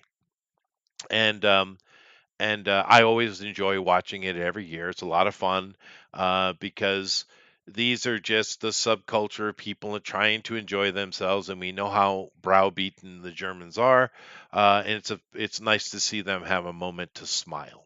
Just in that, and of course, I love board games and stuff. And we have, I don't know what that is, but that is a lady, I think. Anyway, there's been a lot of fun. This has been a bit of an up year. I noticed the Mm. past few years has been a bit dour, but then again, the world has been in that. But this looks like a pushback year, and there was a lot more fun to be had at Eschen this year. And I, of course, I watch vlogs and I pay attention. Eschen Spiel, it's a bit of a guilty pleasure for me. And of course, you look at all these companies that are there. There's so many great gaming board game companies. But I thought we'd take a look at what the big games of the year that everyone's anticipating and did very well at Eschen. So let's do that. Now, this here is Board Game Geek. It is the premier board game site for the hobby. These people here are a bit woke, and they've always been a bit woke, but it is what it is. I always find it funny with their wokeness because you're going to see in this list this will be very family friendly games. But if you look over here at the top games that people are actually playing, they don't fall into the woke category at all. So it's an interesting site because the owners and operators of the site are woke, but the people who use it are not, right? Yep. Because Covenant is number one right now, which is interesting because there were a few old games that just dominated that number one spot and refused to give it up. But Covenant is not a game for family, or children, or Wookiees whatsoever. I'll just tell you that. Anyway, let's see what they think are going to be the top 10 games and see what they're looking for. The March of the Ants. This is very much a worker placement type of game. And actually, I took a look at it. It looks fun. Do you now Mm. you and Adrian, you and your families get together and play board games together, right? We do, yeah. Yeah. What is your favorite board game to play as a couples group? Well, we don't. Well, actually, let me clear it up. We don't necessarily only play board games. We play like card games and all Sure, sorts of games like that sure. too. Um, I don't know what our favorite one is. We play a bunch. It's hard to say, to be honest with You ever you. played Splendor? No, That's I a don't great think we one. have. You should get that one. No, That's a we really don't. good one. Yeah. He But might have it. Honestly, he he has a might. lot. Yeah. Yeah. No, no, I love board games. They're a lot of fun. Of course, not having the kids in the house, I play much less here. But at my school, of course, I do them like maybe once a month because it is an Mm, education place. But I do play some games with the kids uh, at school. Nevertheless, this one looks kind of nice. It's not a bad looking game. It's pretty simple. I think this is probably a fun game just to sit around with your group of friends on a Wednesday night and just have a laugh and maybe a beer or some wine, depending on have a who you gay are. old time. Gay old time. But this is a very simple little worker placement game. We got Natura, which I don't know what that is. It is a pretty game, but this one is complicated. This is not for the light of heart. This is Mm, for real board gamers. You see, it's a 4X game. Those games are long, and there's a lot of mechanics you need to learn. The learning curve is very high. Although the board gamers are enjoying this one, I haven't checked this one. Aquaria, another very simple game. It's literally owning an aquarium at home. Perfect little family game, interesting. right? And of course, board games, I always promote them because, especially if you have kids, board games are great. It's a moment for the family to be together, to do something together. And it's the board games are always getting the brain juices moving, which is good for kids, right? Mm. Especially in a fun setting. But this game is got a lot of love. Sanctuary. This is more like that zoo game that came out a few years ago that hit big. This is similar, trying to take on that. The art is nice, however. Forestry, another little simple Euro game. Very simple. It is kind of Echo, but who cares? Right? Recall. Now, this game is getting a lot of attention because it's very, very clever mechanics, and the art is very sci-fi and very interesting. So this game is doing well. Dirt and Dust. I know nothing about this game, but it looks like a racing game. Ever played a racing game? A No. racing game? No, I never played a Yeah. racing board game. I've played several, and they're kind of fun. My favorites are Jamaica and Ave Caesar. Interesting. Yeah, basically, Ave sees you're in a hippodrome and you're having chariot races, and it's a fun little race mechanic. Roll dice move, right? And Jamaica is very similar, but you got a pirate boat and you're racing around an island, and of course you can shoot at each other, and this, all kind of it's kind of like wacky races in a way, but pirates around the island of Jamaica. But racing games are fun. This one seems to be something like that. I don't know anything about this one though. Bohemia. This is probably the most talked about one, even though it's only number 4. It's the most talked about one at Essen.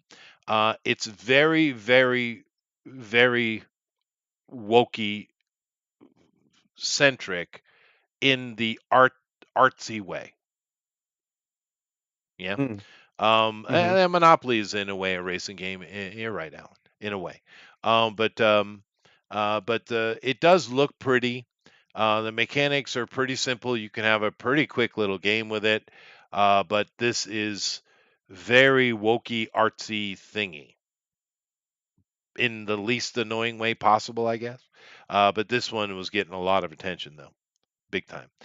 Countryside, a little card management game, hand management with cards and land and stuff. This is my kind of game. Actually, I think I'd probably buy this one. Number two, this is the one that even though the Wokies don't like anything that's cool, the rule of cool is their enemy, if you haven't noticed. Yeah. Right. But this right here is a deck builder. It has a buildable board, and each player, and it's asymmetric, right?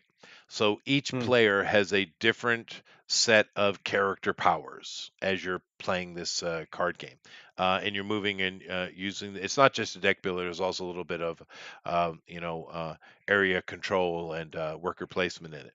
But I looked at this. I watched some reviews on this, and this one looks fun.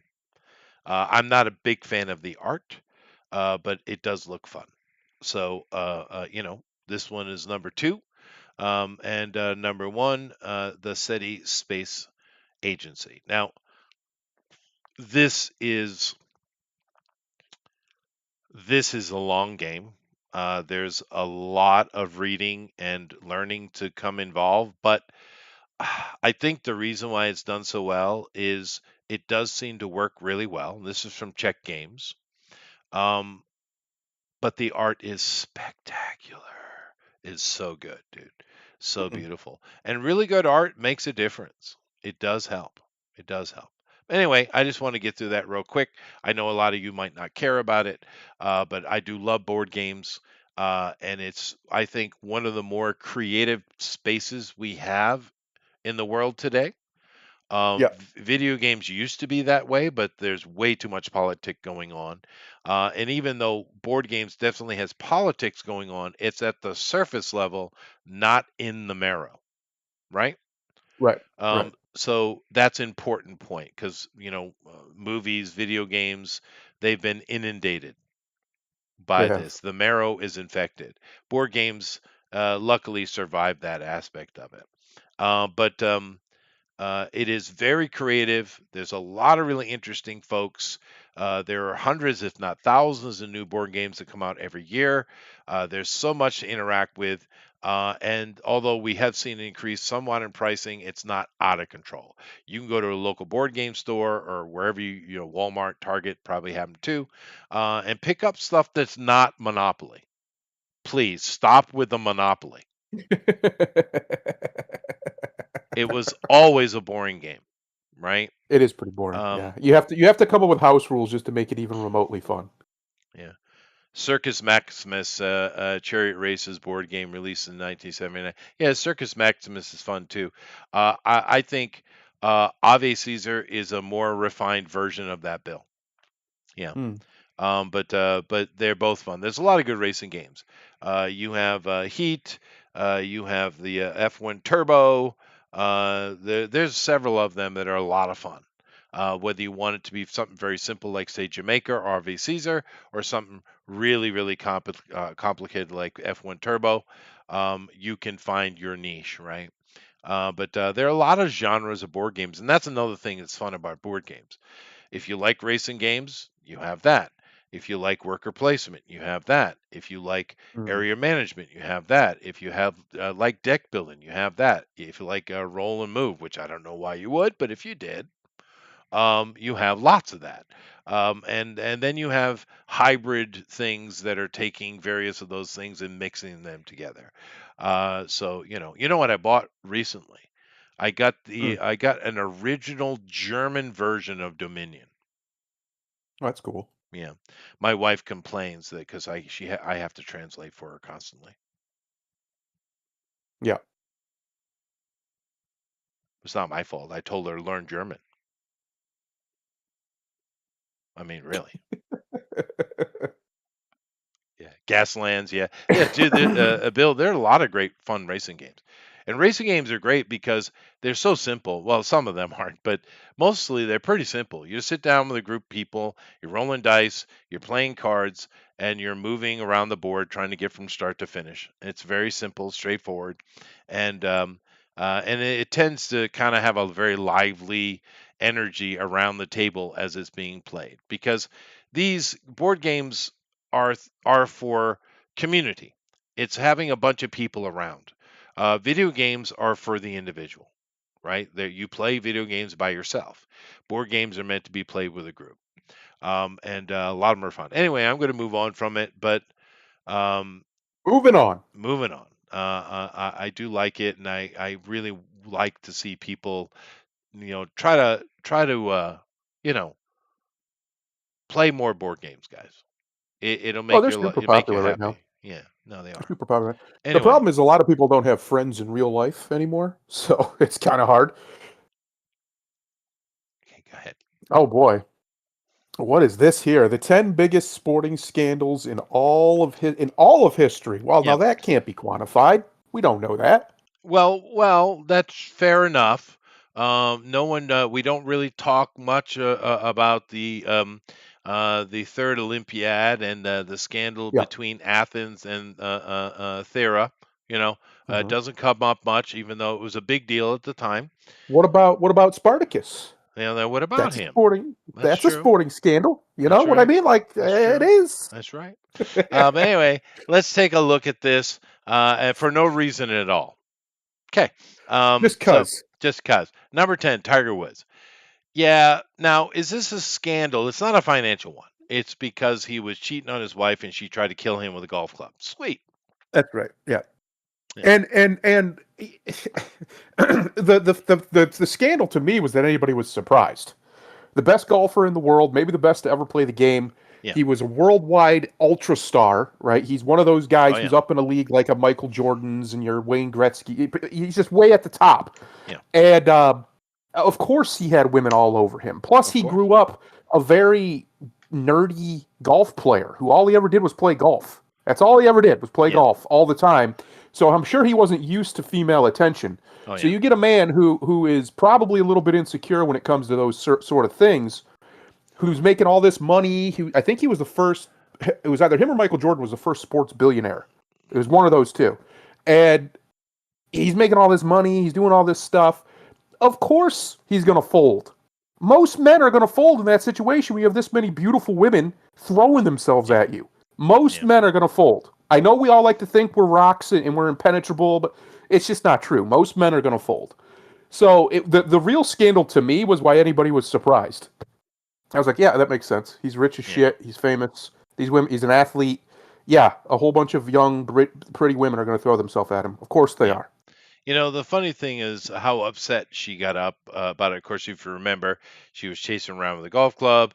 He got in his Yep. car and she's chasing after him in the car, and he crashed into a fire hydrant. If you remember the whole big deal, right? Yep. It was funny actually, but she wanted him. She wanted to kill him, dude. But the funny Yeah. thing about it was, who was he cheating with? Was it like her friend or some other sophisticated lady? No, it was strippers, porn stars, escorts, Yes. waitresses, exotic dancers, Yep. women that Yep. so he wasn't even really cheating on her. Not Physically. really. It was all Yeah. physical. There was nothing Right. spiritual or mental going on here. This was No. just a sex thing, clearly. Yep. Now I'm not saying that she doesn't have a right to be upset about it, but boy, she was that lady went over the top, man. Well, I think if it had never come out, she probably wouldn't have been that upset. She probably, let's be honest, she probably knew. Like, unless he was like because he didn't have time to be this master manipulator at hiding this shit. There's No. no way he had that kind of time. So she knew. She knew something was Yeah. going on. Uh, I think it didn't become a problem for her until she felt humiliated because it Maybe. got A out lot of and now women everybody are like knew. that. That is true. Yeah, That is true. yeah, Well, anyway, so here we go. No, no, number 10, Tiger Woods. Now, this one right here, I believe, was involving the athletes. This is the Russian scandal, right? Police yep. raids Fuentes' resident, found 211 blood bags implicating around 35 athletes, blood doping, right? Yeah, we remember it's a Yep. big one, right? And of course, the FIFA thing, which is also more recent, hmm $40 million in bribes. It's a lot. It's a lot. It's a It bit of was money, the a little bit. big, big scandal, right? We Yep. have the Mitchell report, of course. This one is was Major League Baseball stuff with the hmm once again doping and all those home runs that they nixed off of Barry Bonds, and who was the other? What was the white guy's name? McGuire, was it Mark McGuire? Mark McGuire, something like that. Anyway, it was a big Yeah. deal. I remember that one. Floyd Landis. This is one of Lance Armstrong's people, I think. Yeah, it is. Yeah. Yeah, yeah. Bloodgate. This is another thing with the FIFA, the Hand of God, and of course this is Maradona, who is a legend in soccer. I know we're Americans, we don't give a shit. But he's a big deal, I guess, and he handballed, but because he's Maradona, they didn't call him on it, and they lost the game. That's a big scandal. Of course, we Americans remember this Oh one yeah. very clearly. Hmm. I mean, goodness gracious. And to be fair, Margot Robbie is not like, the second coming of actresses. However, her movie she did telling this story wasn't bad. Did you watch it? Nope. My wife watched it, and therefore I watched it. It Yeah. wasn't bad. It wasn't horrible. Right. But this was a definitely for Americans a big scandal. O.J. Simpson, woof. But it's only sports related because he's a famous sports guy. Well, he was one of the best in his day. Like he was real good. He was. Um, yeah, that's really it is. By this time, he had long been retired from anything Hmm. sporting. He was a Hollywood actor. He was. He was. And number one, what do you think it is? Pete Rose. That's not even on the list so far. That's fair. That was a fairly big one from American point of view. Hmm. That's true. We haven't seen it yet. Um, Pete Rose. Um, The although, 1917 World Series being rigged. yeah, that's a big one. There was a hockey one too, right? Yep. Now this is called the Gentleman's Journal. I have no clue what that means, but it sounds kind of British. It does sound a bit So British. I'm going to guess Lance Armstrong. It could be. Yeah, it was a big deal. It was a big Yeah, deal. I think it was a massively blown out of proportion deal, it personally, was. It but it was a was. big deal. Yeah, They just because wanted to smear him because he was an American daring to win that great a French lot. Yeah, bullshit. Yeah. yeah, yeah. There it is. Yeah, Ah, the you nailed it. yeah. Old one ball himself. Poor Lance. Poor First of all, he Lance. loses ball, and then he does something to compensate for that lost ball. Perfectly fine in any other circumstance, but because they decided they didn't like the fact that he was so good, they tried to make it into something it really wasn't. He wasn't actually doping. He was trying to regulate his testosterone levels because he lost a testicle. Yeah, That's no, why. it is a bit of bullshit, and he lost his wife too. Yeah, exactly. And Lance, and if anything, Lance was the victim here, if Right. anything. But yeah, no, it was a big deal, big scandal. Uh, One of these it's a disloyal shame. women, One of the Shania greatest, Twain. yes, greatest athletes of all time, and he got it ripped from him because jealousy. Yeah, and it's not like he didn't earn those races or win those races with his own sweat and determination. That's not the scandal, right? That's not what Right. the scandal is. But anyway, alrighty. So here is an example of, big sporting scandals. I'm going to introduce to you the Oh largest boy. scandal in sporting history. At all time, NBA gambling, bleh, NBA gambling scandal live updates. Chauncey Billups, Terry Rozier, both seen leaving court in Portland, Miami after gambling. Is that Portland and Miami, or is there a Portland, Miami Portland and after Miami. It gambling? should be and Miami. Yeah. Wait a minute, what site's this on? Because if this is this man, the headline, the people who write headlines, that's a lost art. That's gone. It We lost is. that It art is. This is somewhere the New along the York way. Post. Oh my Um, God, it's one of the oldest newspapers in the world. What are we doing? What are we doing there? You can put an and in there. It'll be all right. yeah. God. Um, but here's the thing. I'm not even being hyperbolic at all. This is the biggest sporting scandal in history. It's actually probably in the top 10 financial scandals of all time. That's a big This say. That's is a big thing to say. hundreds of millions of dollars. Mhm. It is involving La Casa Nostra.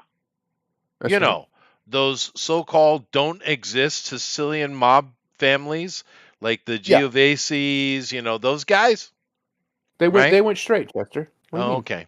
Yeah. Mhm. Yeah, And it's they've only been involving they've only been criminal organizations for I don't know ever, but they hundreds of decided years. recently to go Yeah. straight. It's fine. Now, this is not only involving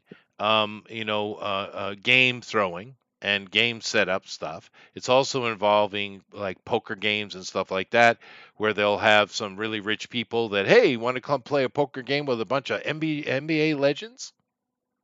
Right? And of course, Yep. it's all rigged. Everyone there knows what's going on.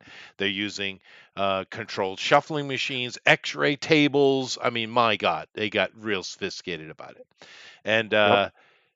yeah, it's all coming down hardcore. This is not a joke. This is not political. As a matter of fact, it's nice to see because there's nothing political about this whatsoever. It's been a while, right? It's been It a has. while. Yeah. Um, So but wait, you're telling holy me the shit. FBI is doing its actual job? Yeah, Hang on. yeah, Hang on a second. yeah, I thought they were supposed to only go after typically white people who dare yeah. to have opinions that the Well, establishment doesn't like. to be fair, this investigation has been going on for years, so this was going on during the Biden administration. But like I said, there's Hmm. nothing political here, so why not, right? Right. But this has been going on for years, and they just finally had enough information that they went at it. Now we've got to the point. Now this guy is kind of the front face of it. I guess I don't know anything about basketball really. I mean, I do, but I don't. He Mm. was a big deal when he was a player. Now he's the coach of the Yep. Portland Trail Blazers. By the way, the entire Portland Trail Blazer team has been suspended. The Yes. entire franchise All of them. Get them gone, out of here. The right? NBA said we don't need no Portland. Get it out And of here. and this was many days ago. It's gotten worse every day. This gets uglier and uglier. More and more names are coming out. This guy is making a deal. I guarantee it. Because would you like to guess how many years he's looking at? Oh, many. I'm sure. 40. Yeah. Well, so death sentence is what they're Yeah, giving a him. death They're giving him sentence. a. Yeah. So therefore, there's a lot of backroom conversations with him, and a lot of NBA people are shaken, including Shaquille O'Neal, which I thought was interesting. But Mm. Charles Barkley, he ain't guilty. But he was mad about this. He's like, "Who? What the hell you throwing?" He was mad, and it's very clear that Charles was had nothing to do with this. Shaquille, and of course, everyone's talking about LeBron because he's clearly involved as well. Yep. Hmm. Dude, you could see dozens, potentially hundreds of NBA people going to jail, not including all Busted. the mafia people that are involved. Yeah. Wow. Wouldn't it be good? It Wow, actually dude. doesn't surprise me that a Charles Barkley wouldn't be involved because for all the shit that Charles gets, he seems to be an honorable man, Yeah, no. right? Like I he I gets would agree memed with on a that. lot, and he's got this weird affectation to the way he speaks, but he seems to be an honorable man. He was a son of a bitch on the court, but he was fair. He was a son of a bitch to everybody. Yeah. So I can believe it. The one that it would shock me if Shaq gets hurt with this because why would you do that, Shaq? Why would you involve yourself with this shit? You don't need it. You He got so tr- much money, it's stupid. What are you he doing? he tried to be diplomatic at the end of his little comment, but he seemed pretty guilty to me, dude. But here's Yeah, the X-ray table stuff, but the whole bunch of stuff. Um, yeah, that's terrible. It's terrible. I love terrible. Charles Barkley. He's the man. Mm, yeah. Terrible. But this is a big, big, big thing, and every day this is getting uglier and uglier and uglier. I'm shocked. Now, to be fair, a year or so ago, there was another player who was banned for life from the NBA for the same kind of thing, but we're not Mm, talking about it as individual. Or even a team like you mentioned that Major League Baseball scandal way back, right? That was a long time yep. ago. But 1917. that was like an entire team was banned for a while, right? Yep. Um, Sucks. this is huge, and it's covering minimum dozens of people in the NBA. And one of the things that a lot of people are talking about, and this is really what I want to talk about today. A lot of people are like, well, the some of the big names that are coming out with this, the amount of kickback money they were getting from it was inconsequential to the salaries they were getting paid for being a player or being a coach or something like that. Why would you do it? You just mentioned that with Shaq. Why would you do it? And that's the question I want to ask because truthfully, the people who are really making the money on this were the mafiosos, right? Right. And the people involved, like Chauncey and many, many others, they weren't getting a lot of money. Now, to be fair, it's on the spot, it's under the table, to be fair. But it's Mm. not a lot of money. These guys have millions of dollars, millions of dollars. So why would you, a freaking Gambino dude is involved in this shit? I mean, fuck off, man. Um, it's unbelievable, You dude. rang. Hey, how you doing, Mr. Gambino? But I'm really curious. I mean, why would you do this? You have plenty of money.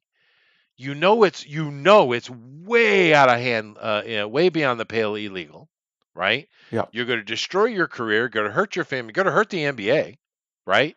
This is going to Yep. be devastating to the NBA, and they've been having trouble for a long time anyway, right? Mm-hmm. This is going to be hugely devastating because this is a new story. We only had about 4 days of this being out, and like I said, every day gets worse. This is going to blow up, dude. I just don't understand why these players and coaches who are very rich men would go in for some petty change that they get kicked back. Why would you do this? I get the mafia guys, I get it, but the Mm-hmm. NBA guys, I don't get. I don't either. I don't either. Especially if There's you two guys things. got guys like a Chauncey Billups or a Shaq, or maybe even LeBron has been whispered about. Why the fuck would you guys do it? You definitely have the money. They What are have you all the doing? money, yeah. Well, well, Chauncey's situation that's unique because his was about poker games. It wasn't about the NBA itself. Because True. the investigation. Now the shit about the poker, if half of that shit's even true, that shit is wild. Because they're It talking is. about motherfuckers who had contact lenses who could fucking see the cards. Yeah, I would juice like a Yeah. pair of juice those. decks. Yeah. Yeah, yeah, Um, yeah. the the table that could detect shit Yep. from X-ray table. underneath. I Yep. would, yeah, I mean this that was some Casino Royale shit. Oh yeah. Um, Yeah, but it's a big deal, dude. there's two reasons why these guys would well the poker stuff aside, two reasons aside. One, somebody got to their family or somebody close to them because yes, financially none of that makes any sense. Because Terry Rozier, who was one of the people in this case, at the time he just signed $100 million contract. So, Yep. Right? Right? so Yeah. that for money wise, it makes no sense. Now the other part, and I know some people don't believe this, is for a lot of these guys, and a lot of them will admit this, it's a competition thing to the point where it's an addiction. It's kind of like how they used to talk about how you teach a man how to kill, you send him off to kill, and then you bring him back home, and then you tell him not to kill anymore, as though he could just cut that shit off. Yep. Well, you teach these guys from a young age that competition is everything, and they compete over everything, and they're and to the point where that's everything. So yeah, it's easy to see how these people can get mixed in with people like them because it's just more shit to compete with. I would be And they can't cut belligerent. it. They can't cut it. They can't cut it off. Fair enough. But I'm not saying it's a good reason, yeah. But but dude, what do you think, Grimlock, this is going to do to the NBA? Because this is just getting started, dude. There are dozens of names being dropped, dozens, and they're all known names because what these mafiosos needed, were well-known faces that these well, rich people around the world were like, "Ooh, I'd love to sit at a table and play poker with them." That's so these are well, well-known people. These aren't just random NBA players. well. This is not a unique scandal because you was No, talking about it's not. scandals and you didn't. and you did not bring up the Boston College point shaving scandal of the late '70s, No, a lot of where things weren't once brought up. again, Yeah. the mafia was directly involved in that, and there was well-known, high-profile, student athletes in big Yep. games that was throwing game. So this is not unique. No, but it's Um, bigger than anything we've seen, though. it's it's big. Yeah, it's bigger because of the access we have to it. That's the biggest part. Because Yeah. I'm pretty sure if we could have saw how deep the rabbit hole went Maybe. in Yeah. it, I mean, well, I don't know if you've ever seen the 30 for 30 about SMU, No, about I how haven't. they was that so a few years ago, yes, well, no, it's actually been longer than that. Some years ago, ESPN did this series called 30 for 30 for their 30th anniversary, I see. and one of the documentaries was about SMU. And if you're not familiar with them, SMU is the only university in NCAA history to get hit with the death penalty. Wow. And the death penalty was a complete suspension of all athletic activities. Oh, I see. And Okay. they was, yeah, because of how they was recruiting kids. They was paying kids under the Right. table through bookies, through boosters, through Well, mafiosos. you might be seeing something And similar with the Trailblazers, though, because it's starting to look like the Trailblazers might be. We might actually lose the franchise. Gone. No I more don't know Portland because Trailblazers. they're playing right now. So, No, no, I know. but A bunch of people but have been suspended, but the team is still going. But there's talk of that look, entire team, the franchise itself, being shut down, dude. That's wow. I I doubt it. I Maybe. doubt very much that's gonna Yeah. happen. Just because, like I said, don't like with the SMU thing, like they was repeat offenders. That's what really got them the death penalty. It was because they was repeat offenders. Right. And, But like I said, and this investigation has been going on years, dude. yeah, Yeah. so was that one. Yeah. That Well, that okay. If you remember Eric Dickerson, the yeah, I running remember back Eric Dickerson. from the Yeah. Rams, okay, he was one of those guys. Yeah. Yeah. So he was in the SMU thing. He was part of that. He was him and about 40 other players. It was Right. pretty big. Like I said, it was pretty It big. was a big deal. Yeah. And that was then. Like I said, just imagine if we had the kind of access we do now. Then I the timing I think was well played by the FBI to have all of this done the morning after the season opener. I thought Right. that was some Interesting. exquisite timing. That was not Yeah. that to me. That's not an accident. No, go. I've It's seen certainly these not. happen too many Yeah. times. That was They not an love their accident. theatrics. That is Um, true. Yeah. But just but with a gambling scandal, we're looking at 31 players, dude. And that's not talking yeah, about. Now, it's interesting with the game, the actual in-game scandal, how they're doing it because I don't know anything about it's the gambling, dude. referees. Yeah, well, It's the that's referees because part of this the is the accusation.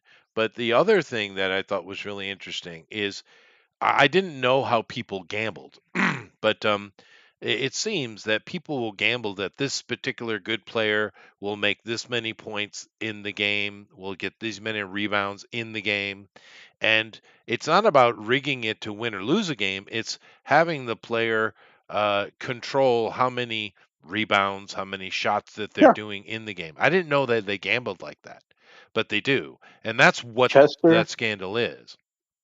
Chester. I know you've been away from the states for a while, Yeah. but this is how much we gamble in the United States currently. About 5 years ago, I think they had Katy Perry do the Super Bowl halftime performance, Uh-huh. and you could actually go, I think, on FanDuel and place bets on what color hair she was going to come out and perform in.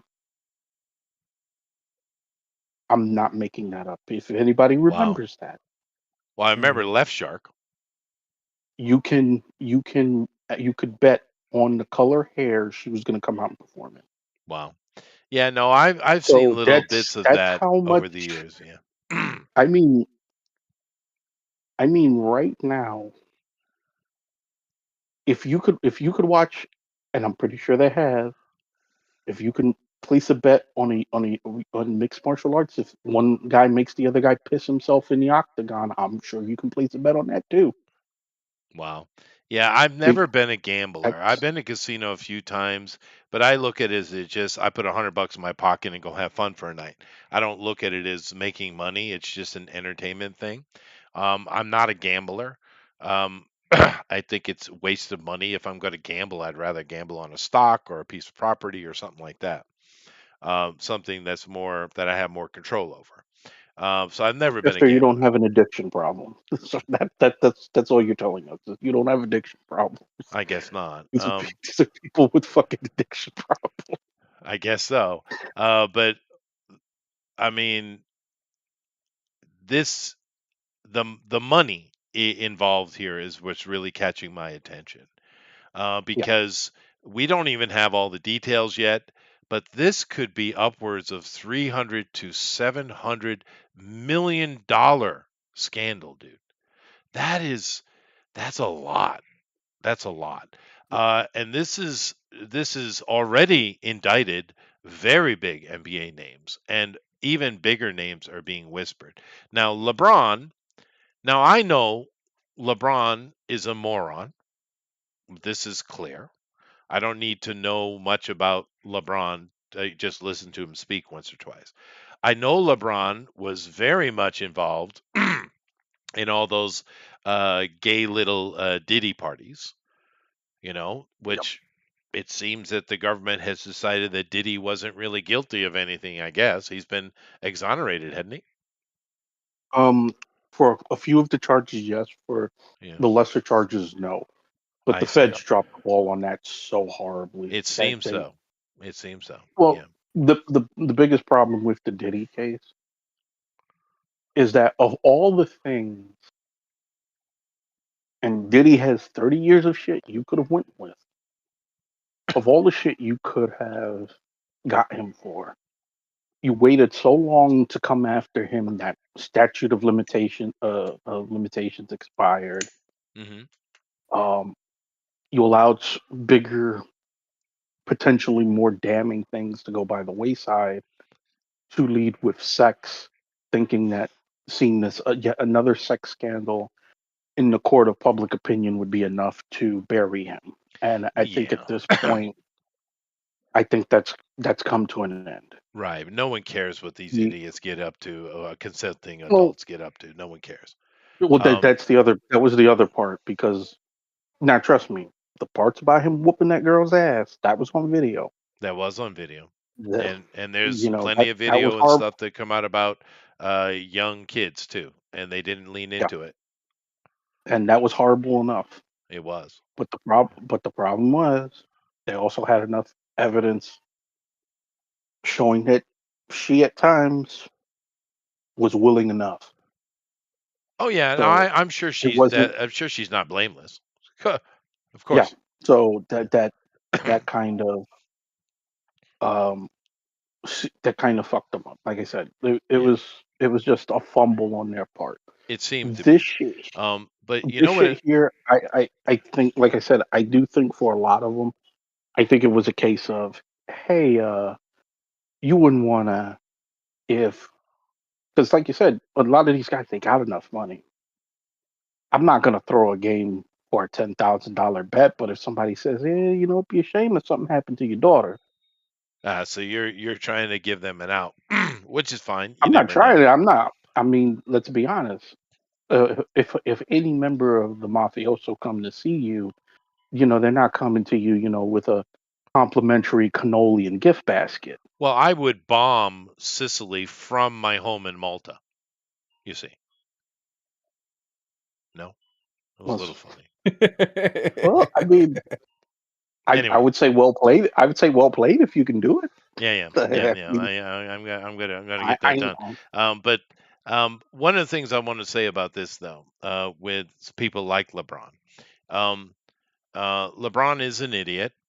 But the thing with the Diddy stuff, there was a lot of accusation that Diddy was an FBI,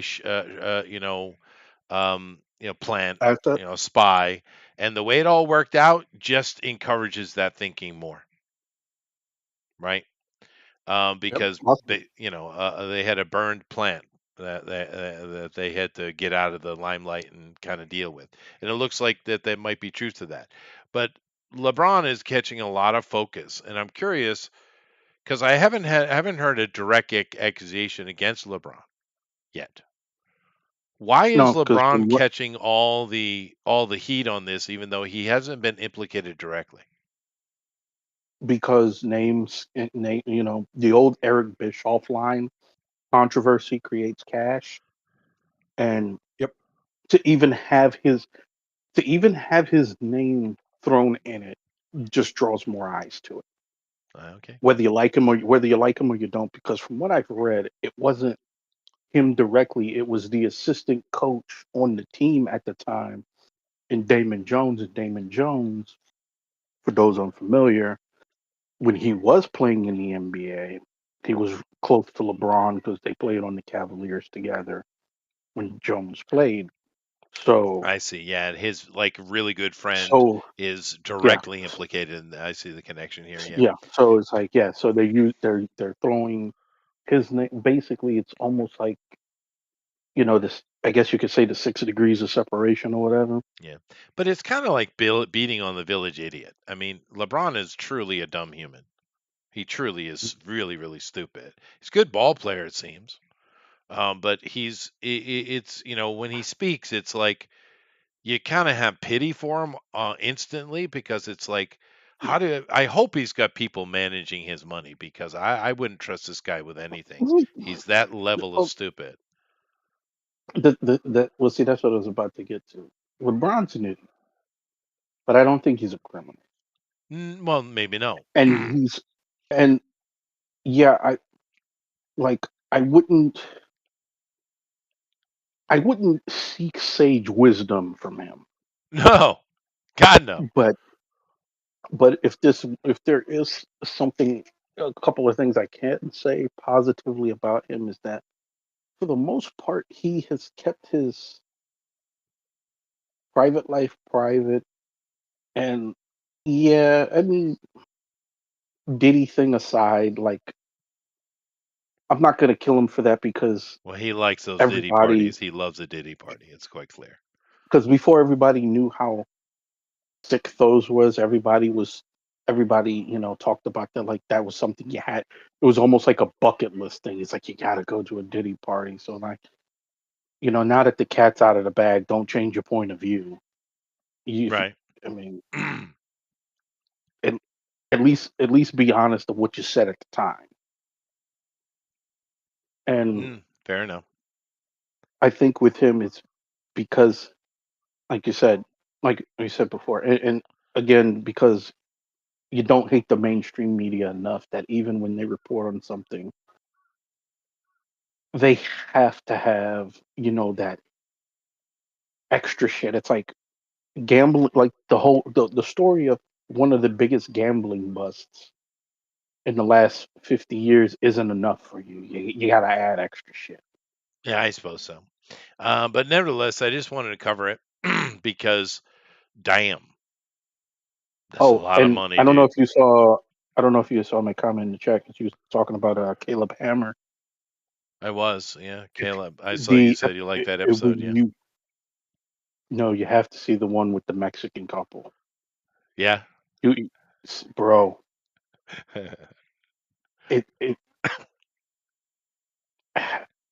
it's every it's everything people say about illegal immigrants that people say that doesn't happen. It's in one couple, literally in one couple. Sure. Sure. Yeah. $420,000 in debt, bro, and they're talking about, can we just transfer this? Like, transfer it where? It, and my personal favorite, because I know you was talking about the couple. You was talking about, oh, I don't want to live in America because of MAGA, and Yeah. I'm gonna go to Italy, and they're like, yeah, Italy, where they literally call the prime minister a fascist. Yeah, good luck. Well, I mean, there's so many, and we've seen celebrities do this, and of course they find out real quick, because I mean, there's many issues with going to a foreign land. I should know. One, uh, America has the easiest immigration on the planet. That's an important statement, because a lot of places you have to have money in the bank to even get into the country. All right, Mhm. one. And we're talking about people who are financially strapped, so they haven't done their research. Two, you probably don't speak the language. Now, sure, everybody speaks English to a point, but you don't speak the language. And also, what makes you think those people want you just waltzing into their country? I mean, honestly, that is something that has to be earned, and it takes years. You got to understand this. Of course, where I'm responding to this, Craig Hammer thing, but Mhm. Americans are the friendliest people on this planet. That is not a hyperbolic statement. That is 100% accurate. We will make friends in minutes. Most people think we're really weird, particularly Europeans, for doing that. They don't understand us. They think we're weird. So you go to Europe, you're going to run into people who are going to be real standoffish for a while until you prove yourself. You're not going to have the financial wherewithal. And they were talking about the one of the things that bothered that couple a lot was health care. Well, first of all, you're not going to be on their health care. Right. You're not be part of that system. You're a foreigner. So you're going to have to take care of all of your healthcare out of pocket. You're not going to fall under that system. That's not how that works. You don't go to a country and automatically you're a full citizen. That takes time. And some countries won't even let you do it. Like, for instance, Malta, right? Now, I have a residency in Malta, and Mhm. I will keep that the rest of my life. But I am not a citizen, a domiciled citizen, and I never will be for financial reasons. But it Mhm. takes 20, what is it, 28, 3 or 28 years just for Malta before you can even apply for domicile citizenship. A Mm. lot of That's countries are like a that. lot. So these idiots that talk about, I'm going to leave America because it's horrible. It's like, well, you don't know what the hell you're talking about, dude. But You wait, have Mhm. wait, no Chester, clue. since you've traveled more abroad than us, Oh, sure. Yeah. do the American people a favor right now. Yeah, yeah. Uh-oh. Could you give us a quick list of the places you can go to Oh, with the entitled attitude of the average American Mm. and get free shit just for showing up? nowhere. None of them. Not a single one. Not a single one. Some places will be very excited to see you just because they know the American dollar, which is only a dollar to us, Oh, is they worth a think we lot all more there. rich. They think we're all Yeah, rich. Yeah, that's true. they really want your dollars. So, like when I was in Israel, we would walk down certain streets in Jerusalem, and all of a sudden you were the belle of the ball. Well, I wasn't because I was a kid, but my father was, because or the other men were because they didn't really talk to the women. Uh, because they want those American dollars. They'll sell you anything for a dollar, right? They're offering all kinds of stuff just for $1 because it's worth so much more than Sure. whatever nonsense money they're using. Sure. Mm. Yeah. But I mean, you'll get that. But Yeah. no, there's no place like that. Like one of the countries they were talking about, New Zealand, they want to go to. Now, first of all, New Zealand is full collapse. People are leaving there at a higher rate than they're getting people coming in, right? But Yeah. just to immigrate to New Zealand, for instance, you need to have $30,000 in the bank and it cannot be touched. Shit. And that is one of the cheaper places on earth. Thailand, a lot of people talk about, oh, Thailand, I'm going to go move to Thailand, is 50 grand in the bank because they want to make sure that if something happens, like say healthcare or something like that, because you're not on their healthcare, I don't care what you think's going to happen, that it's covered. That's why that bank account you set up is a emergency fund for that country against you, right? Everybody does this. And then they'll have many other restrictions. America is like one of the only places on earth that you don't need to have a penny in the bank to immigrate to Right. because that's what we're built on. We're built on that, and that's fine, right? But Hmm. these kind of idiots that get up there and think, I'm just going to go here, I'm just going to there. Or Rosie O'Donnell did it. Rosie O'Donnell is a multimillionaire, That's right. right? I saw one today with this Tishy girl, some dumb rapper I've never heard of, who went to Kenya, and now she's bitching about how horrible Africa is. No shit.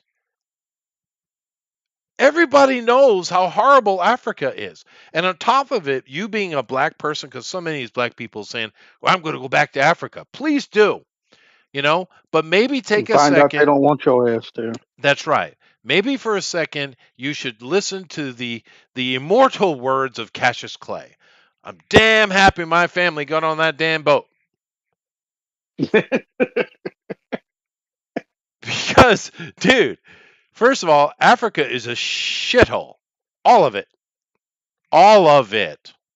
One. Two, they hate American black people. They hate you. Yep. They see you as spoiled little brats, and they're not wrong, Nope. right? But these kind of people, and once again, I'm stuck on this one couple that was that we're talking about. Oh, But I know that. yeah, everything they said about where they want to go to, you can't just do that. You need money in the bank. You're not going to be on there. It's so stupid. America, here's my statement to the world. And I've traveled all over. I've been to many countries, right? Here's the thing. America is the greatest place in the world to live. I don't think I need to say anything else. Now I live in Japan. I have money though, right? All I right, but have all a right, let's do this. You went to Japan the correct way, right? well, sure, because my Okay, my wife and yeah, so yeah. how many years was the process there, even doing it the right way? Oh, it's not finished. I've been here 24 years. So still a work in progress. Oh, it'll 24 never years. finish. It'll You, never finish because the Japanese are one of the most strict. Because unless you come into, because a lot of the stuff you hear on the news about Japan is talking about work visas. It's not talking about citizens. But no, because I've got a permanent resident visa. I could apply for citizenship. I could do that. I have been here long enough. However, in order to do that, I have to do two things. One, I have to renounce, understand the use of the word mhm. I'm using, Yep. renounce my American citizenship. Fuck you. All right. One. Yep. Well, I'll never do that. Ever. Fuck you for asking me to. Right. That's one. And two, I'll have to change my name because my name cannot be written in kanji. And Yep. therefore you're only allowed to be a citizen if you have a kanji name. So Yep. no, I will never be a citizen of Japan, and it's just fine because I have my permanent residence. My wife is fine, of course. My kids are fine, of course. That's all that matters. I can go. I can fuck off right to Malta, and I will. But I'm just But saying, see, if you want to travel I around this world permanently and get resident status and do things like that, you need money. I know. It's just that when you hear these people, like we've mentioned to you before, and I'm glad you're seeing it more. These people over here are so detached from reality, bro, and they're so entitled, and they're so head in the clouds where they think that America is the worst place in the world, and they can literally go anywhere, and it's gonna be, the land. It's gonna be the land of milk and honey, and it's like, nigga, I'm not going to tell you America's perfect because it has problems and everybody's seen the problems. There's nothing even close, though, But dude. There's nothing even close. but like I said, you watched that episode of Caleb Hammer with the Mexican couple, and did you hear some of the stuff that they was able to get? And as an American citizen, regardless of your background, if you're an American citizen, you pay your taxes and you don't fuck up, and you hear what these people was able to get access to that you don't get access to, It's you'll be calling infuriating. ICE your damn self. Yeah, It is fucking infuriating. it is infuriating, I and know. we see this all over the Western world, actually. Yeah. And To answer in the chat, Argos, the Portland Trailblazers was owned by the late Paul Allen, and I believe that's in the hands of his sister now. Um, just based on what I knew Allen had access to when he was alive, you could suspend the Portland Trailblazers for 10 years and they'd be fine. They'd go nowhere. Yeah, we'll have to wait and see what happens with that. Um, but um, but they seem to be the center franchise that's at the center of this. But there are other people's implicated from other places. It's But going to be plenty. You got the Genovese and the Gambinos in there, oh yeah, and yeah, so and they said there's two additional mob families. I don't believe they named those other two, but just knowing that the Genovese and the Gambinos, because those two are the biggest on the East Coast. Uh, yeah, there's going to be some shit. yeah, and that's not even talking about because the cartels are always licking at the boots of the Casa Nostra, right? So Yeah, you know right well they were involved too, if even just being used as runarounds or something at a lower level. Because a lot of people don't understand the connection between the night houses of Sicily and the cartels, the Mexican and Central America, South American cartels. The mafia hmm, uses them as kind of legmen a lot. yep, the Yeah, goons, man, hired they're the goons. goons. And they'll get it done too. They'll goon the hell out of you. But I always love the fact that, and still even today, the government will not acknowledge that Sicilian mafia families are real, even though they'll admit that the Russian mob is real, the Irish mob is real, Mexican cartels are real. You have, I would even say, the Latin Kings would even possibly be raised up beyond a gang into a mafia group. They're at the level they're at, and they're successful because you don't hear about them hardly at all, right? And you got all these gangs. I don't understand why the American government is so stubborn about acknowledging the Sicilian mafia. What's the deal with that? Same reason they don't acknowledge Jewish mafia. They know where the Oh, bread's buttered. yeah, fair enough. There is a lot of money. We're talking big, big money. But anyway, I just want to cover this because it's the biggest scandal I've ever seen personally. Just You ridiculous. got to remember we had an entire election influenced by a mafia. So, Oh, we've had several. yes, but I'm saying one of the biggest ones. Hmm. I mean, and people still want to pretend like that shit didn't happen. Right. Yeah, that's fair.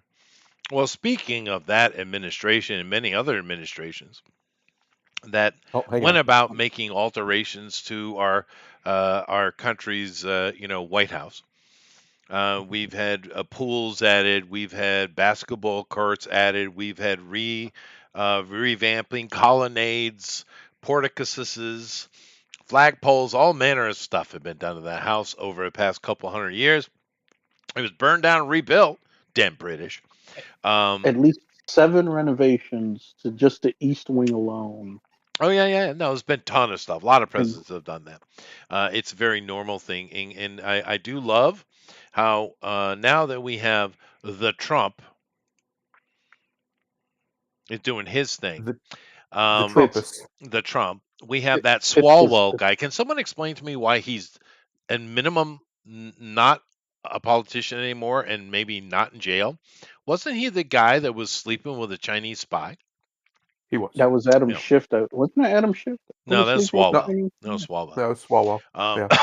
of course, Pocahontas herself has chimed in on this, as well as Hillary Clinton. And I would remind Hillary Clinton that your husband refurbished and did shit in the White House, baby girl. All right. Yeah, Um, he used his own paint. yeah, well, we won't give it into the Oval Office, which is in the West Wing. But what he's doing is he's basically taking down the First Lady's wing, which is the East Wing, which doesn't hardly get used. Understand that it's just it's kind of a useless part of the White House. Everything in the White House, you have the White House that you see in the center, which is more of a tour guide museum thing. The West Wing is where all business takes place. And of course, underground, there's a city, right?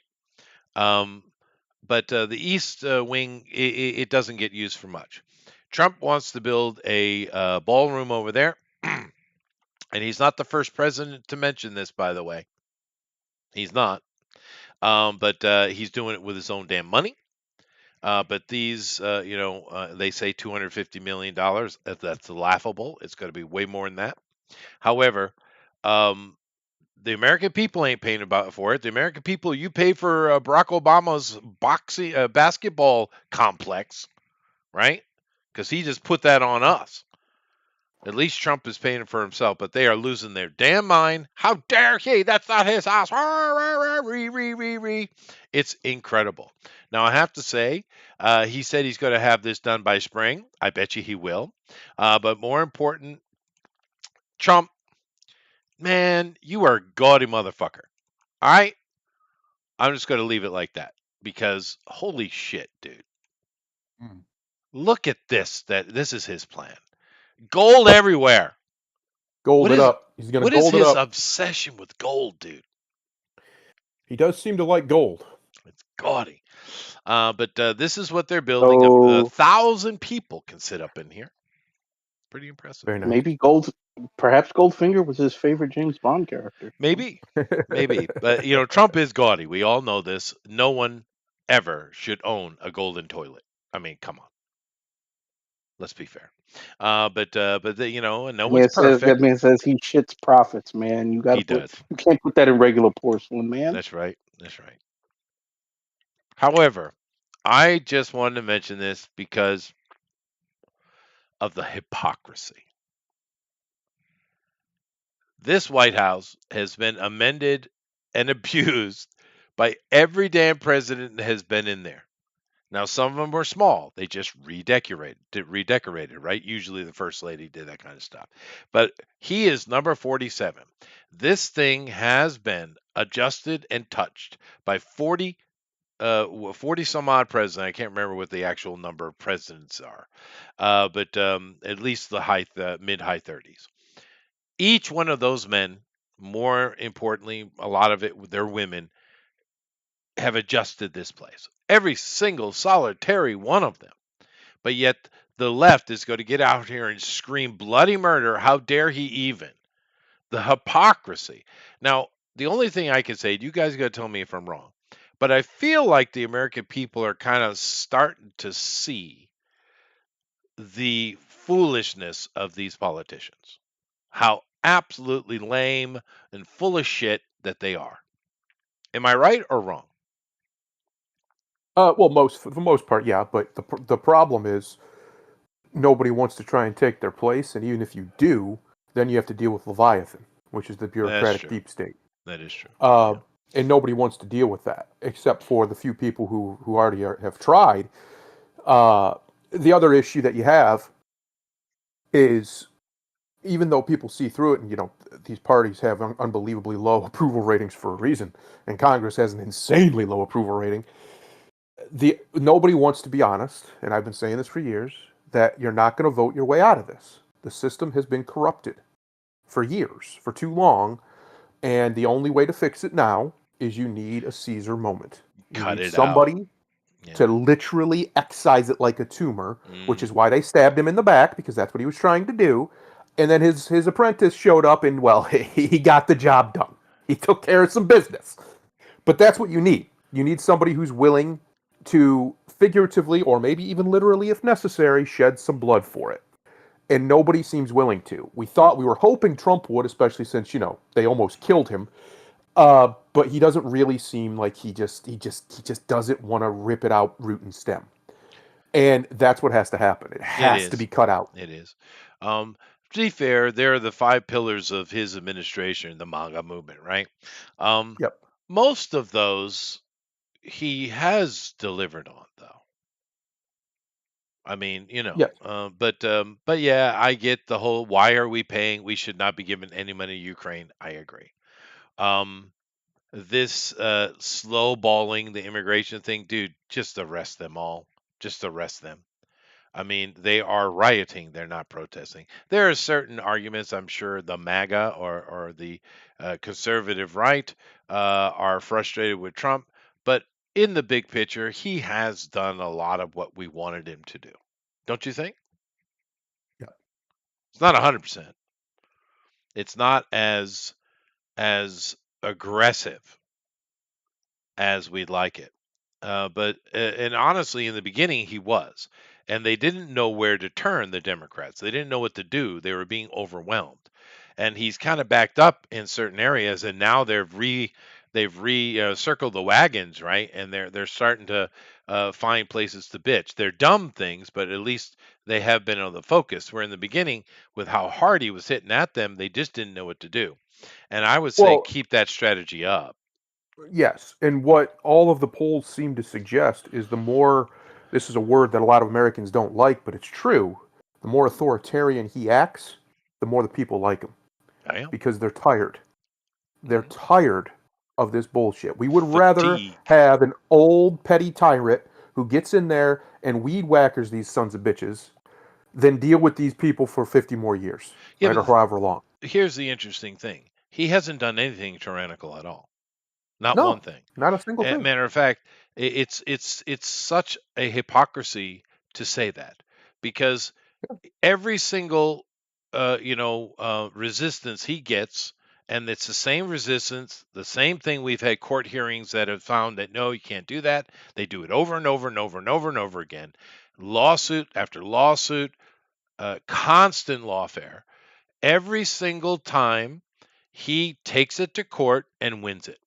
Every single time. A tyrant doesn't give a shit what you say. They just go ahead and do That's it right. anyway. Like the Biden administration, which was Mm-hmm. actually tyrannical. Actually tyrannical. I was shocked. Even Obama would play the system, right? But the Biden administration, they broke with the Constitution on many occasions. Trump has not done that once, not once. Every single time he takes it to court. Every single time. So to sit there and say he's tyrannical or the king thing is ridiculous. He hasn't. It's just obtuse on the face of it. So I. But these idiot politics, and of course they have plenty of people that get up there and screech in the street with their lies. So it is what it is. You know, I blame Grimlock. Yep. Yeah, I might as well. Yeah, because I'd off these motherfuckers. Yeah, I'm yeah. not. I'm not interested in talking. Like, people think Well, that's Trump's a what we need. dictator. Oh, they have no idea what's coming. So all these polls keep coming out that the young men who got Trump elected, uh, I have shifted away from Trump. But then, but to the shock of what should be nobody, but to these mainstream retards, but not to the Democrats. They're not. They don't seem to like the Democrats either. I'm like, you have no idea what's coming. Yeah. I warned you. I warned you and warned you and warned you. People like me have been warning you. People on the right who wanted to actually try and save you from what you're building. But this is why I say I've said it for years on here. They don't understand that in the book Frankenstein, Frankenstein is not the monster. Frankenstein is the villain, and they're Dr. Frankenstein, and they've created a monster Oh that's yeah. going to destroy them. Oh yeah, the communists are rolling up their sleeves and getting in, and of course, good, because all those little places that elect these little communists, you're going to find out quick. You're going to find out quick. Well, even them. I mean, look at what happened with that a complete non-story that was the group messages that a bunch of young Republicans where they were making Nazi jokes and gas chamber jokes and stuff. But they tried to make it into this big national event. Uh, those were jokes, but there's all humor. There's a little bit of truth in it, and the reason why that's there is what I was just talking about. The people are tired. They're tired of the lawlessness and corruption in Washington. They're tired of them dragging us to bullshit war after bullshit war that does nothing but make us poorer. They're tired of these trade policies that are utterly retarded for 99% of the American people. They make no damn sense unless you're one of the very, very rich. It's the stupidest policy you could ever imagine. They're tired. They're frustrated. Yeah. Our country's been flooded with probably, if we're being honest, 100 million random brown people from all over the world. Sure. We're tired. We Immigration don't want them fatigue, here. liberal fatigue, black fatigue, And etc. the fatigue. if the government cannot, which I think it cannot, if it cannot or will not correct this, then the young men are going to correct it. And they've said this over and over. Right now, it's humor, it's jokes, it's levity, but it'll get real serious. The Oh, yeah. reason why a guy like J.D. Vance is so popular and so dangerous to the establishment is because he's young enough and he's charismatic enough to be a Caesar. Because people forget, like, Caesar was very charismatic. He wasn't just a great general or whatever. Oh, He no, was he was extremely beloved. charismatic. He was beloved. Beloved. Yeah. Maybe the most popular politician to ever live. Maybe. And that's why they need to be more afraid of somebody like him. I genuinely think it's not going to be fascism as the actual ideology of fascism, but we're heading towards a dramatic shift. It's already happening towards the right that we haven't seen in the West in God knows. And I don't think it's going to stop until a whole lot of people die. Because that's what these people have been doing to us. They've been doing it to us by proxy for decades. My entire generation, my and Grimlock's entire generation, has been completely and utterly financially raped. We have almost no prospects compared to what your generation had, or definitely not the generation before you. No. We have been, and this was all done on purpose. This wasn't an accident. This wasn't an oops-a-doodle. They knew what they were doing. They were enriching themselves and making the youth pay for it. They were kicking the can down the road, taking out debt they couldn't pay for, yada, yada, yada, yada, yada, flooding the country with infinite migrants of all kinds. I don't care where they're coming from, of all kinds, depressing the wages while productivity has gone up 10,000% in the last 40 years thanks to the digitalization of the economy. The pay hasn't gone up anywhere near that much. It's barely gone up at all in those 40 years. And that's because everybody knows why. People like to argue this. No, why? Come on. Because they've flooded the workforce with cheap slave labor. That's why. That's exactly why. And you notice, as soon as you start kicking these people out, all of a sudden rents start going down all over the country. Well, that's interesting. I wonder how come that is. It's because my wife, who works in property management, she can't get her properties filled anymore to the brim like she could. Because before, it was a whole bunch of people who didn't speak hardly any English. Yeah.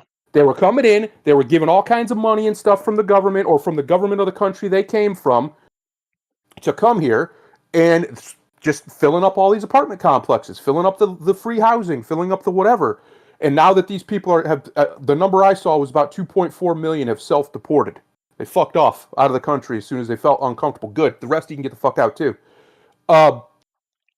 You see in the major metropolitan areas, especially like your Austins and your whatever, I saw a chart where they've gone down someone by 15% already.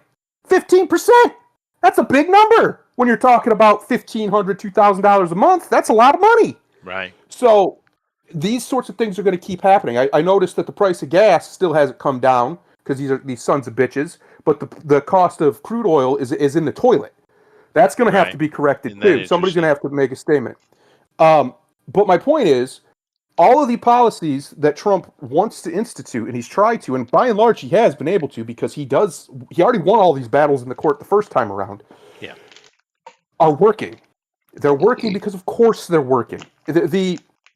We have a blueprint for success for a large-scale imperial, which is what America is. It's an empire. Imperial, cosmopolitan, and diverse nation, country, whatever you want to call it. That is Augustus Caesar's Rome. And what did he do? Well, he'd be my choice for most popular. Him or Adolf Hitler. Adolf was pretty popular, you know.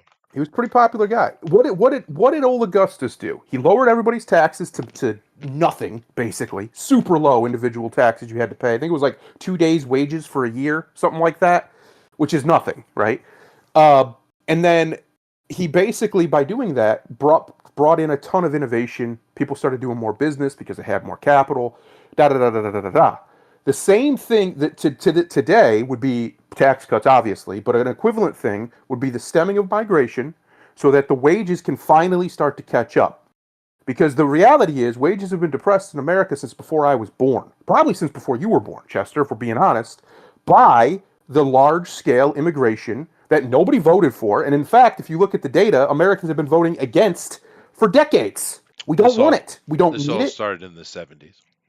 Yeah, we don't want it. We don't need it. It doesn't benefit us. Even Democrats are largely against it when you actually ask them. Or at least they used to be. I don't know about it anymore because they've gone insane. But they used to be up until very recently. So everybody understands what the real problems are. Trump's trying to fix them. But like I said earlier, he's got a lodestone around his back.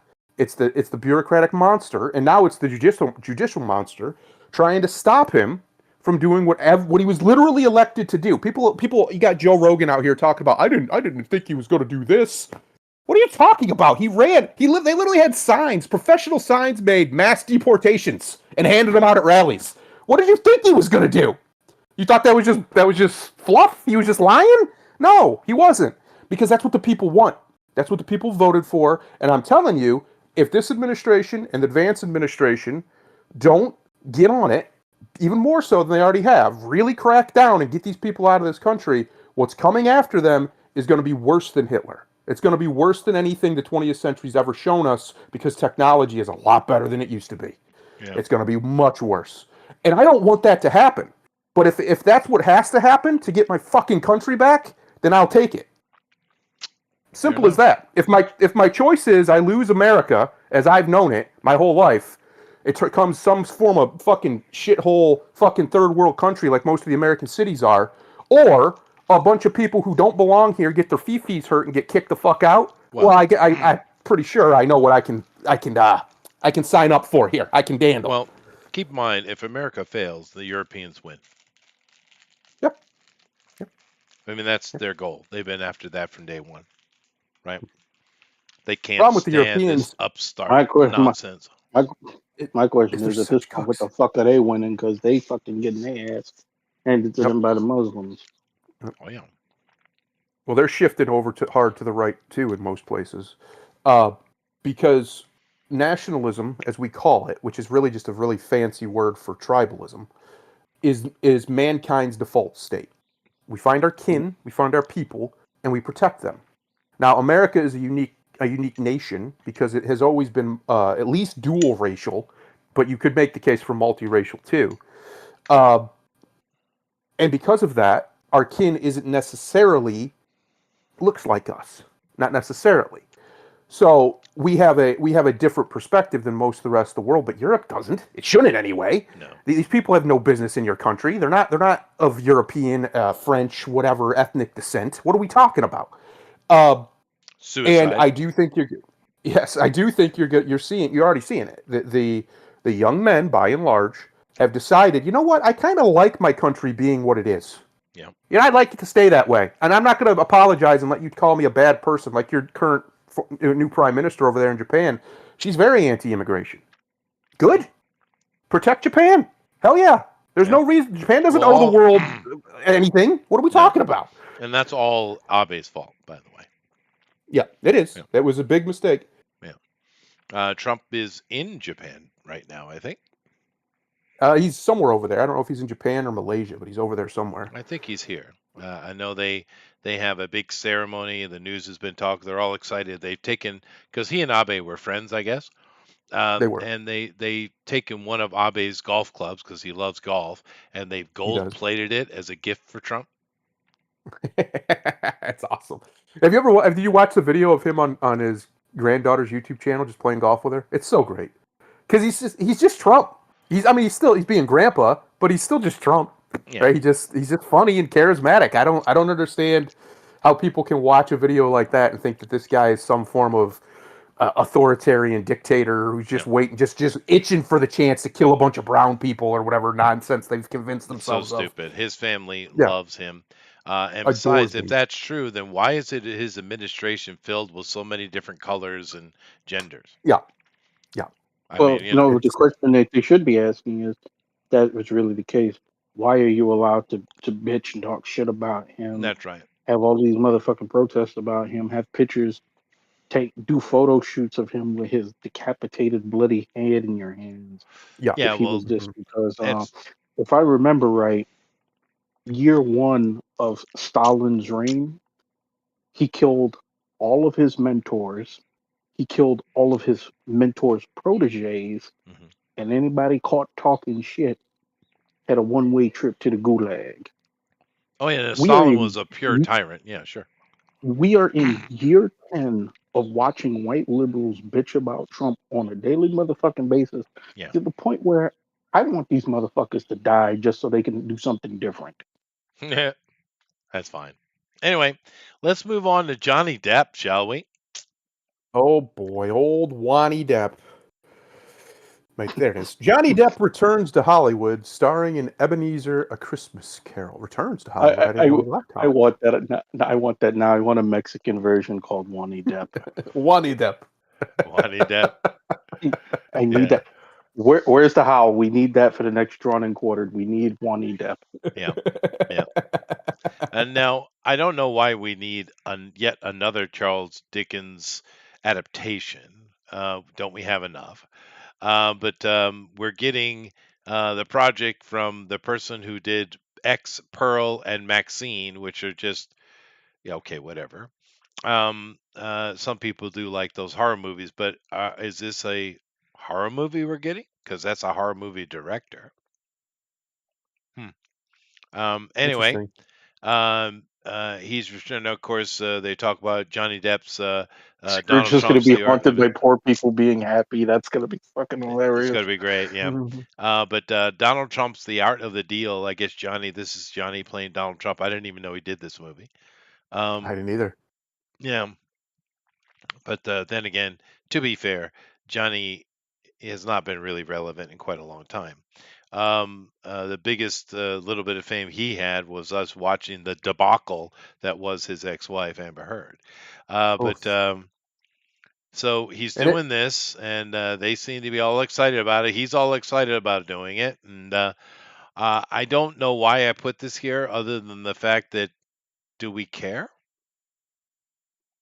I like Johnny Depp as an actor. I think he's a fine actor. But not really. I mean, how many times can you tell this story? And I'll be honest, I don't even think it's that good of a story. Much better Christmas stories out there. But for some reason, this one just gets retold over and over and over and over and over and over again. It's very odd Oh to me. well, it's the Um, British. That's why. I'm going to be Yeah, honest. After probably. the Muppet version, do you need another version? Because They No, you Michael did kind don't. of Keaton is nail it. You neat as don't. Scrooge. You don't. Yeah. They did. They did kind of nail it. They did. Uh, but no, it's. I mean, it's a fine story and all, but I don't think it needs this many iterations. It No, it just like, what doesn't. are we doing here? Yeah. And there was an animated version also that was very straightforward. That was pretty good. And There's if you one with want, Patrick Stewart too. It's pretty good, where he stars as Scrooge yeah, from back yeah, in the no, day. no. There's been many adaptations of it, dude. Many. Hmm. It's what. It's got to be one of the most adapted stories of all time. It's Let's got find to be. I out. mean, there's so many, so many. Um, but yeah, I don't know. I don't know. I don't think we need it. Come up with a new Christmas. What happened to them making Christmas movies? You notice they don't really do that anymore. Like 2 point whatever it is billion Christians in the world, and for some reason we can't get a movie about Christmas. Well, That's the very Hallmark strange to me. Channel makes a lot. That's true, but those aren't barely movies, if we're being honest. It says AI says there's well over 100 adaptations, so that's not very specific. Jesus Christ. That's still quite a few, though. But that includes everything: graphic novels, radio play. Because I mean, that story's been around for what? When 1882. did he write that? Yeah, so 150 years almost. That's a long 1843. time. Sorry, I was wrong. Oh wow! Oh Okay, wow! so That's a 150 years. theatrical adaptation. So when was it? Well, Mhm. that's a good question. Let me just do that and go to the wikis. There it is, right there, right off the No, rip. 1843. Yeah, okay. Yeah, Yeah, yeah, that makes sense. Charles Dickens, 1843. That checks out. yeah. But yeah, no, it's. I mean, so almost 100 years old, right? Or 200 years old. I mean, uh, they've done a lot of adaptations of it, and it's. I don't know, like I know our boy Chester can't stand him, but at least Elf was a semi-original story about Fuck, Christmas. fuck. But it was my point is it was an original-ish story about Christmas. Let's see, you have that Red Yeah. One movie that came out, which I really like actually. It's surprisingly really good. That's a movie about Christmas, but you just don't really get Christmas movies anymore like you used to. It's very strange. I get that Hollywood hates Jesus on a fundamental level, Right. but not every Christmas movie has to have Jesus in it. That's why you Well, made Santa for. hardly any do actually. Yeah. And in But fact, the one that everybody remembers from the 90s, Home Alone, is the most Christian movie that came out that year. If you actually look at the subtext of everything that's going on, oh and the yeah, guy that he meets in the church, he's clearly a sure. stand in for Jesus Christ. Uh, like his life, he doesn't figure things out until he starts to pray. Like it's a very Christian movie, but Yeah. I don't know. It's just it's one of I, these things I about our have culture a that I despise. I have a theory. I think the Yep. reason why it's become this way, it's actually the prophecy of one of the greatest Christmas specials of all time, the Charlie Brown Christmas special, Yeah. when they made the references about commercialism ruining the spirit of Christmas. It's come. That's come to pass because Welcome and past. Yeah. it for many people, like when you hear people talk about Christmas, they don't really talk about it like that. People used to talk about the spirit of Christmas. Sure. I hear almost nobody say that anymore. When people talk about Christmas, they're just like, it's almost that time to go buy shit. Well, to be It's fair, from my point of view as an outsider, because I am kind of right, it's more commercial than it was when I was a kid. But then again, I grew up as a kid. We had three TV channels, and we certainly had some, the Sears catalog and all that kind of stuff. But we'd also do a lot of Christmas stuff had nothing to do with presents, right? yeah, We used to go caroling. We do hay rides. We had mistletoe. We had eggnog. We had family get-togethers, parties, going to church. Everyone went to church, even if you weren't a Christian. You went to church on Christmas. And there was just so many things about Christmas. Now I'm not in the States, but it seems to me now it's all about presents, and yep. that wasn't a thing. Why I I don't like mean, Christmas. One of the main reasons is how commercial yeah, it is. because yeah, that's pretty much it. Because like when I was a kid, like one of the things we did as a family is, you know, you get somewhere in like the middle of December where everybody's, got their decorations out. You'd go to, Mm, different wa- neighborhoods and check out Watch the the decorations. illumination. Yep, that's right. And Yeah. certain, because certain neighborhoods, like I think I told you about it, Diker Heights, they had their shit to where their decorations became a tourist attraction. People actually Oh yeah. go to Brooklyn Oh, to dude. see their New York had quite a few illumination when I was a kid in the '80s. Yeah, yeah. quite a bit. So Yeah, no, they took it you seriously. so you would go. Rockefeller That was a Center. whole that was that was the lighting of the tree. Hmm. That was a whole event onto itself. It was. You know, all of those things. You had those things. You had those days like you almost marked down on the calendar. It's like Hmm. nowadays it's so early. Like, dude, they fucking play Christmas specials in October now. Wow, that is early. Like back in the Yeah. like back in the day, you didn't see a Christmas. You did not see a Christmas special until the earliest the day after Thanksgiving. Yeah. Yep. Now Yeah. you get it before Thanksgiving. You know, the Japanese, of course, are not Christian, but that Christmas, the whole world does something with Christmas these days.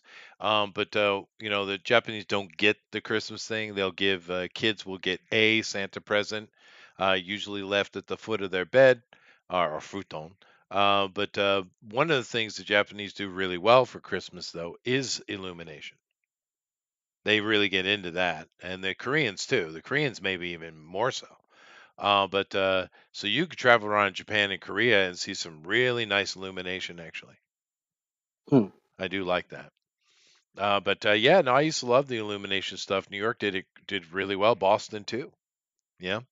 A lot of places were very serious into it. But like I mentioned, Christmas caroling. Does anyone do that anymore? I'm sure they do somewhere, but it's less common than it used to be, Yeah. for I sure. actually rather enjoyed that. That was a lot of fun. Yeah. Um, Christmas Christmas is caroling. supposed to be fun. Yeah. If we could somehow get back to this, stop making it this competition, right? Because a lot of parents have turned it into this competition between themselves about, making sure their kids have more than X, Y, or Z's kids or whatever. Uh, that's just gross to me. It Yeah. completely defeats the whole purpose of what Christmas is about. The reason you give gifts is supposed to be in memoriam of Jesus's gifts, even though he didn't get them at his birth. But I digress. They're not supposed to be a celebration of greed, No, right? They're not. That's and that's not what it is. yeah, and there are certain aspects of Yule involved with it too. But no, Yes, it's not. In my house, my rule was very simple. Everybody gets everybody else a present. So every Christmas, everyone would get three presents from the other right. four-member family, and of course the kids would get a Santa present, and that was plenty enough. Plenty Yeah, enough. Mhm. you don't need more. Yeah. You don't need more. And because in general these days, there's a lot of cheap Timu crap you can buy, Yep. and your houses are full of it. But and if you need something, you tend to be able to just get it. It's not like it used to be. And I seem to have been in the tail end of that because we didn't have lots of toys. I'm not like my kids had tons of stuff, right? When I was a kid, I had a few items, we just, maybe the 80 kids or the early 90 kids are the ones that really started just getting piles of junk. But we didn't have that. Christmas, sure, the presents were great in the morning, but the totality of Christmas was way more important than the present opening, right? They were Right. just so, it Well, was a season and it was a thing to do. It was quite nice. And I have noticed that things have become very capitalistic, very money driven. But then again, most of the noisy stuff I see around Christmas is coming out of ghetto families. Seems to So, be. you get to. you know, I could. No, it's a real shame. I wish. Well, I wish the church stopped being so cucked, but I also wish that they would start taking the main reason that as a kid I stopped liking Christmas, even though obviously I like getting gifts, is because when I was in church and I would see people just, it was just gross.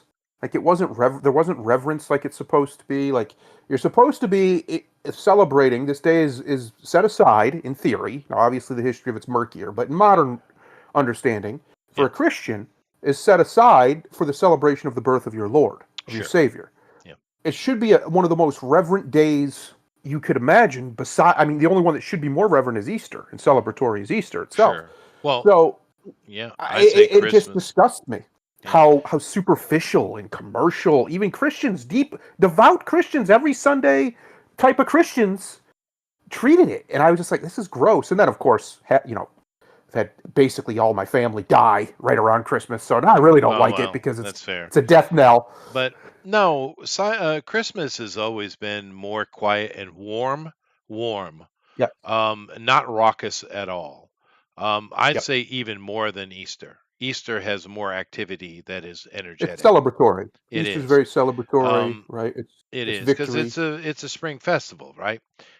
right? But like I have like a good memory just popped in my head of being young, having a girlfriend in high school Hmm. or college, doing a hayride because you do the hayrides. I'm from New England, so they always give you the blankets, right? And Yep. just Hmm. taking the blanket, putting it around the two of you, and it's completely wholesome, warm, loving. It's just a nice memory, right? And Christmas is the only thing that gives you that, right? So Yep. um, but yeah, no, it is a shame. But we'll see what old Johnny does. It looks like we're getting a horror movie, which, okay, fine. Moving on. Old Johnny boy. Camelia Mendez says Masters of the Universe isn't one big joke. Well, it didn't used to be. But you people Well, have gone out of your way, it seems, to turn it into one. what she's doing here with this statement is she is correcting a mistake she made because she's not actually the person you should have out front promoting your movie because she's not very smart. And she went about in her interview talking about how jokey it is, and then she Mm, then she realized in the back seat of her brain, like, oh, maybe I shouldn't be saying that. Oh, but it's not all one big joke though is what yeah. that's how it actually should be read. So it sounds like Master of the Universe, she's playing Tila, of course. Um, and that it is very, very mega jokey. I would So hope not, it because is. That's what we're it doesn't getting. need She's it. not the only one that said it. Of course, these idiots are coming to Earth again. I mean, why can't we just have Eternia? What the hell? But this is going to be a big Well, jokey, jokey thing. from what I've read, only Adam is, and then there's like the story of him going back to reclaim Eternity. Whatever. We'll I don't know see. how accurate. I have zero faith in this. This is at E3 this year. Hmm. So, we got the sword, but boy, that looks wonky. Yeah. So whatever. We're getting Fisto because that is definitely a thing we need. But Yep. yeah, this girl's Fisto. just Fisto. Yeah, Oh my god, I remember him. He's the guy with the big metal fist. he is, and it just Yeah. sounds so sexual today. But mainly, this girl kind of screwed up and tried to backtrack it. But whatever. I have no faith in these things anyway. But here's I, another thing I really have I, zero I faith don't, in. I don't, It's I what they don't call blame her pulling a. because I don't blame her because nowadays all these fuckers do in these interviews is try to bait them in this shit, and That is true. I They get. do. They fish. They do a lot of fishing. I mean, at least she's not. At least she didn't have to deal with that faggot from Variety who goes to every Marvel thing and asks how gay it is. Oh, that Yes. guy. Yeah, that guy. I That would. guy. Oh Yeah. God, could somebody commit a hate crime against him? I Yeah. can't stand him for some reason. That's like that Feig guy who did the Ghostbusters 2016. Oh, Oh Paul Very yeah. Feig, yeah. similar character. Yeah. I mean, dude, if you just want to cut your dick off, go ahead and do it. You're Well, not I hurting Get I it believe anybody. done. that's happened already. But yeah, those people exist. And the thing is, when I was young, those kind of people, and Bill too, um, those kind of guys, they were I just didn't cut funny. nothing, dude. No, I'm talking about the overly flamboyant gay guys. They were Oh, fun. They were the entertaining. But these days, yeah, they're just mean. They they're are. not Dom DeLuise anymore. That's for sure. No, we used to Yeah. have like Dom DeLuise. We used to have who was the sparkly guy with the mustache and the big hair? He'd always throw glitter. What was his name? Taylor something or Torn, right? Rip Rip, Torn, Rip or was it? Rip Torn. There Torn. was a Rip Taylor guy. You're Torn. right. Who was the guy who was on the Celebrity Squares there? Yep. Um, I know who you're Yeah, talking about. yeah. yeah, Yep. he My was God, I can. hilarious. He was But one of those guys who was just on every game show for some yeah, reason. yeah, yeah, He was because one of he's those guys. funny. But I mean, Yeah. we Oh, and had plenty of gay people. Everybody knows they're gay, but they were fun. Yeah, They were actually Murdoch. quite family oriented. They Who's were that? fun people, dude. They were hilarious. Like the one family show was a Ted Knight where he was the comic book artist.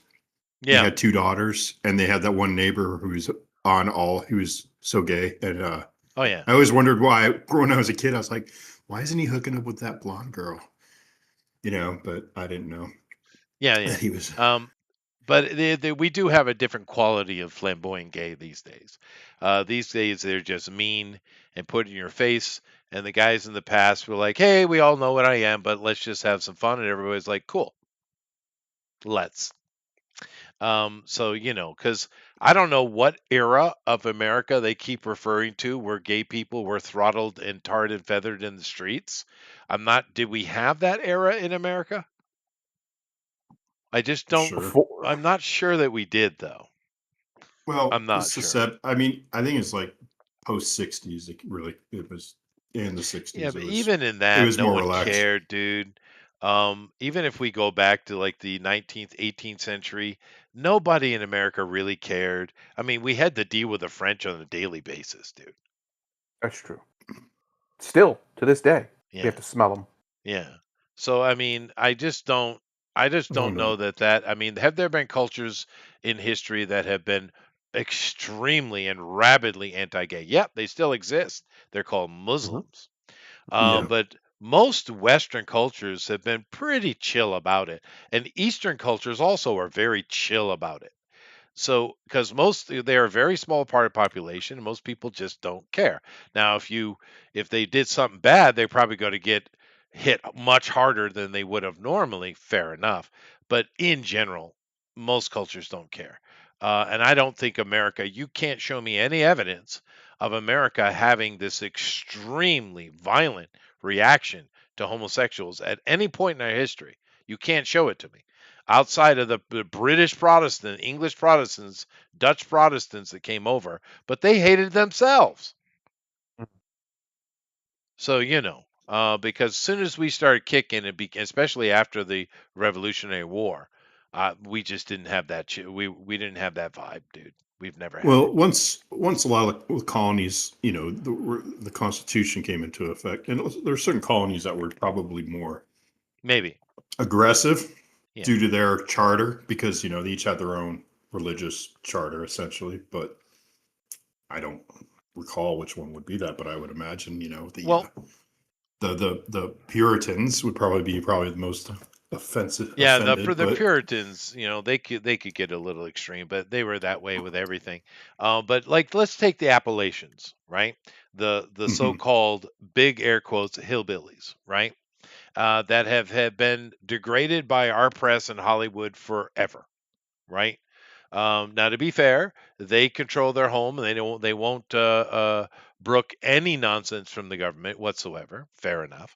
However, inside these supposedly very redneck, very Christian, therefore they must hate the gays, right? Inside their communities, they're very accepting and tolerant of gay people, and they've always been so. Well, right, That honestly, Hollywood shit is completely nonsense. well, a lot of it's, I think you're right. It's this myth of like what the evil Christians do, and real Christians don't hate on Don't anyone. The hate on idea is to anyone. love. It's kind of the No, point. yeah, The eradication of hatred. yeah, it's to love on the people. Yeah. It's to love them, to help them, to lead them to Christ. You can't lead people to Christ while you're killing them. That's just No, doesn't work but that way. my point is, these days we definitely have not all, but we definitely have a lot of gay people who are taking advantage of the situation and being mean bastards. And it's Well, the like bad Oh, that's I've been Satanists. telling these gay people that Christ is right over that cliff, so I've been doing it wrong. fair, fair. Well, he is, but I don't think they want to meet him just yet. Well, But they I mean, did. That's the exit ramp. That's the quick way, I guess. yeah. Anyway, go ahead, Thunder.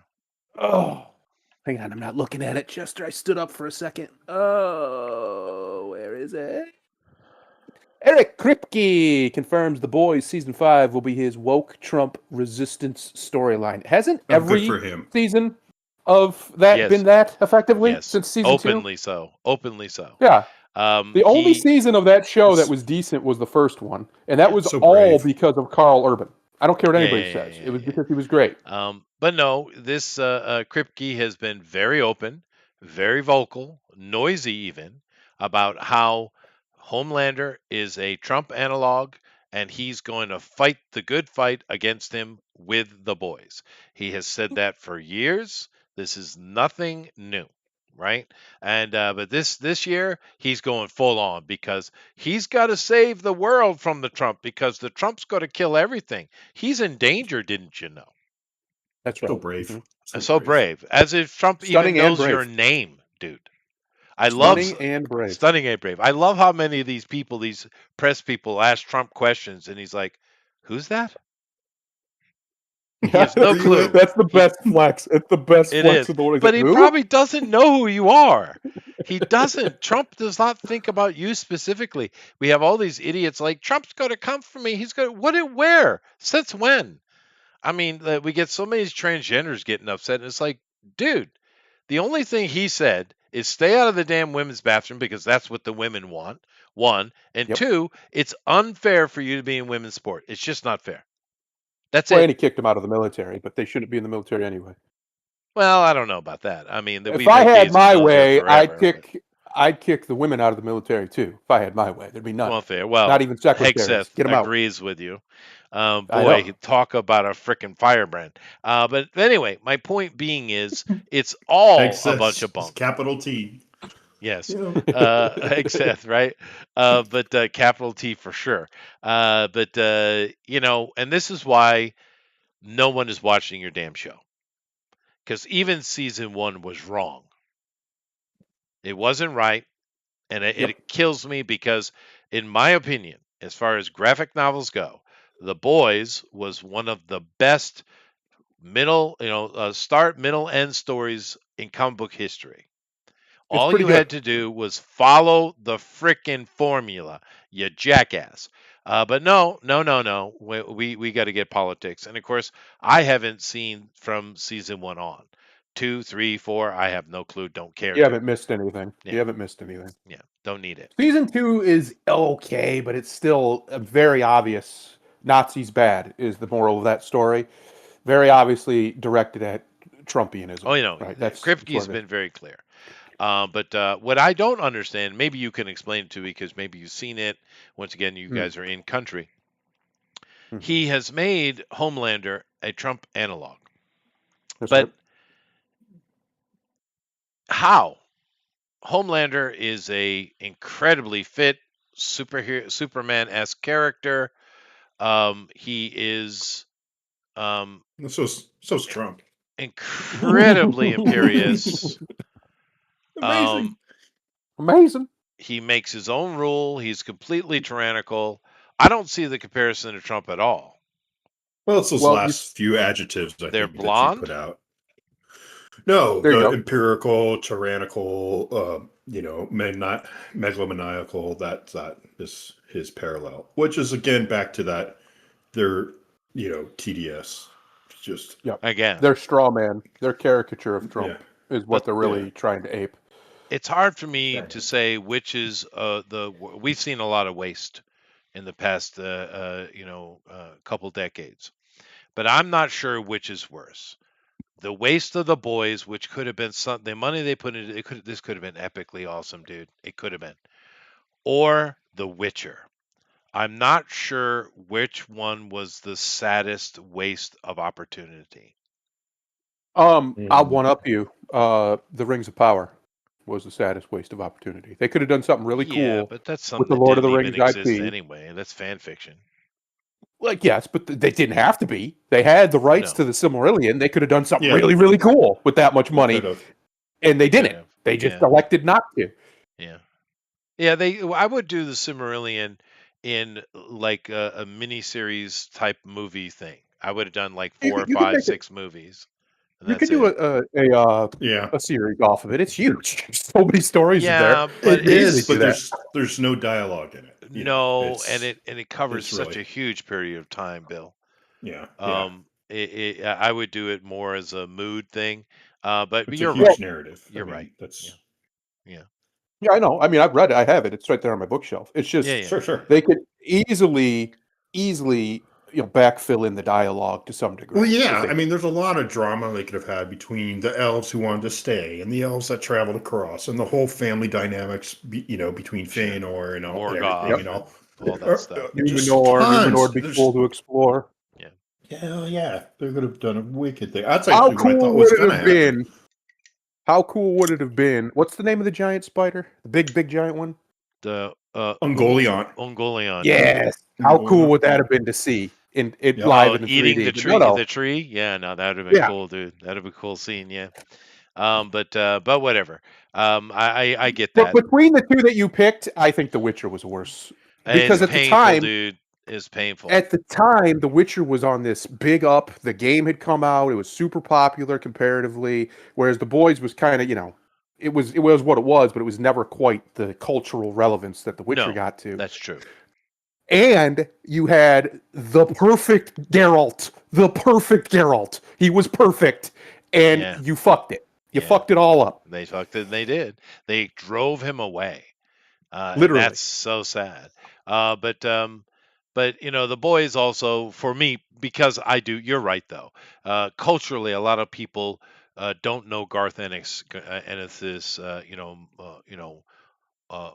his opus. Most people don't know it. Fair enough. But No. for the people who do, for comic book people, The Boys was pristine, dude. I have a question Really. for you, Chester. Have you still not seen Superman? No. Okay. Well, I if you finally want, saw it.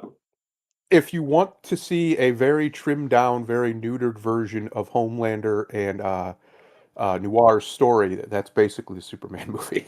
It's pretty Oh, much what is it it? is. Is it? You talk Yeah, about from the actual comic?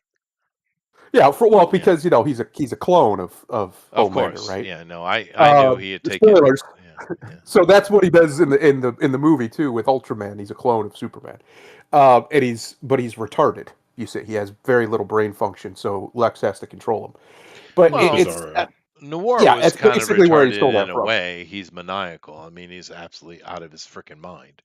Yeah, he's But completely insane. yeah, yeah, yeah, yeah. But But my point is they kind of that's clearly where he got it from, right? He yeah, he no, he no. clearly got that from James that. Gunn doesn't have original thoughts. Yeah, We know this. Yeah. But anyway, here I'm not surprised. Kripke is promising you more politics. He's going to get Trump. He's going to save the whole world with season 5, The Boys. So strong and brave, strong and brave. Um, Strong and brave. yes. So whatever. Although this guy is a perfectly cast Homelander, though he is. he is. He's great. He's great Yeah. at it. Yeah. Got to give him his credit. Yeah. But anyway, let's move along here. This, I don't know what to think of this. I'm kind of curious what Grimlock thinks of this, actually. Nightmare on Elm Street director wants Jim Carrey as Freddy Krueger. And Hmm. just to give you information before you start giving opinion, this guy is the guy who does Nightmare on Elm Street. He wants to refresh it and bring it back. It's been 20 years since Been a little while. we've had Freddy on screen. More than 20 years. I think it's I was like just 22 did years. they release anything like early 2000s or something? Yeah, 2003, I think. Oh, okay. We had Freddy versus Jason, right? Oh, yeah, yeah. But anyway, it's been sitting quite a while. We know we love Which Robert Englund. He's amazing, but he's too old. I liked, actually. Freddy versus Jason. I thought it was fun. Anyway, It go ahead. was fun, and that's an important thing. It was fun, right? Hmm. Now here, and of course that reboot they tried with Early, who I like him as an actor. It was not fun. It was serious. You missed the whole Yep. point of the tongue in Yep. cheek of Robert Englund. However, this director has worked with Jim Carrey before, and of course Yep. done Nightmare on Elm Street, and he really thinks that Jim Carrey would make a great Freddy Krueger, and Jim has said he's interested. What do you think? I agree. I think he'd do. I think he'd do great because he would be able to bring that what's the right word? That maniacal humor, Whimsy. right? Yeah. Yeah, make it a little bit dark, really dark whimsy. Yeah. I don't know how if he's going to do a full reboot and everything because wasn't Freddy like a pedophile or an alleged pedophile in the first No, movie? no, he was a pedophile, and that's why Yeah, the parents burned him to the yeah. ground. I don't know if we're going to go that dark with it, but we might. But regardless, Well, they're not talking about a reboot. They haven't. oh, it's just going to That be a was sequel. not Okay. used. Just continuation. Yeah. But no, I think Jim would do fine. The problem you're going to run into is Jim's getting old too. He's got to be in his late 50s, if not his 60s by now. He's got to be getting up there. He is. He is. But this guy said he thinks it would be more fun to do something more meta, like New Nightmare from Wes Craven, and maybe. Hmm. But He's 63, Jim yeah, Carrey. He's 63. yeah, He's already up there. yeah. Damn. Um, Well, if you're gonna do it, should have get off the pot because I mean, Run out of time. 63. That picture's great. yeah. I didn't. It didn't enter my mind. Who can we use to reboot or continue the franchise? But when I saw this mention, I was like, huh. He's Be got good the for right at face least structure. probably get one film out of him for it. Yeah, One let's that would be see. good. Because we know when Jim is focused, he is amazing. When you put a Yes. mask on Jim, he's extra, extra amazing. We know this is Yep. true. We've seen it. Um, and Jim Carrey has stated in this article that he is interested in such a thing happening. So, dude, let's see. Get at it. Get it done. What do you think, Could work. Grimlock? Well, if you got all parties interested, like I said, should have get off the pot. because 63, it's not. I mean, but Robert England is in what, his 70s, right? Well, Yeah, yep. yeah, and He he's just too got So his old. He can't. He's too old. He said he he can't. just got yeah, a star on the Hollywood Walk of Fame Oh, this good week for him. too. That's nice. He's a but fun but Yeah. guy. I- but I, but I'm saying we just saw this happen with Marvel with the dropping of the ball of Blade, right? You go cast Marshala Ali because you say Wesley Snipes is too old, and then you bullshit around for so long. Now Yep. he's the same age Right. that Snipes was when you said he was too old. Right. Yeah. So, Yeah. I think they just didn't Yeah. want to so, touch Snipes. And I'm a little disappointed though. That so Grimlock. I thought you were going to represent the Urbanites and say no, Oh it should boy. be Kevin Hart. oh fuck no, I can't stand Kevin Hart.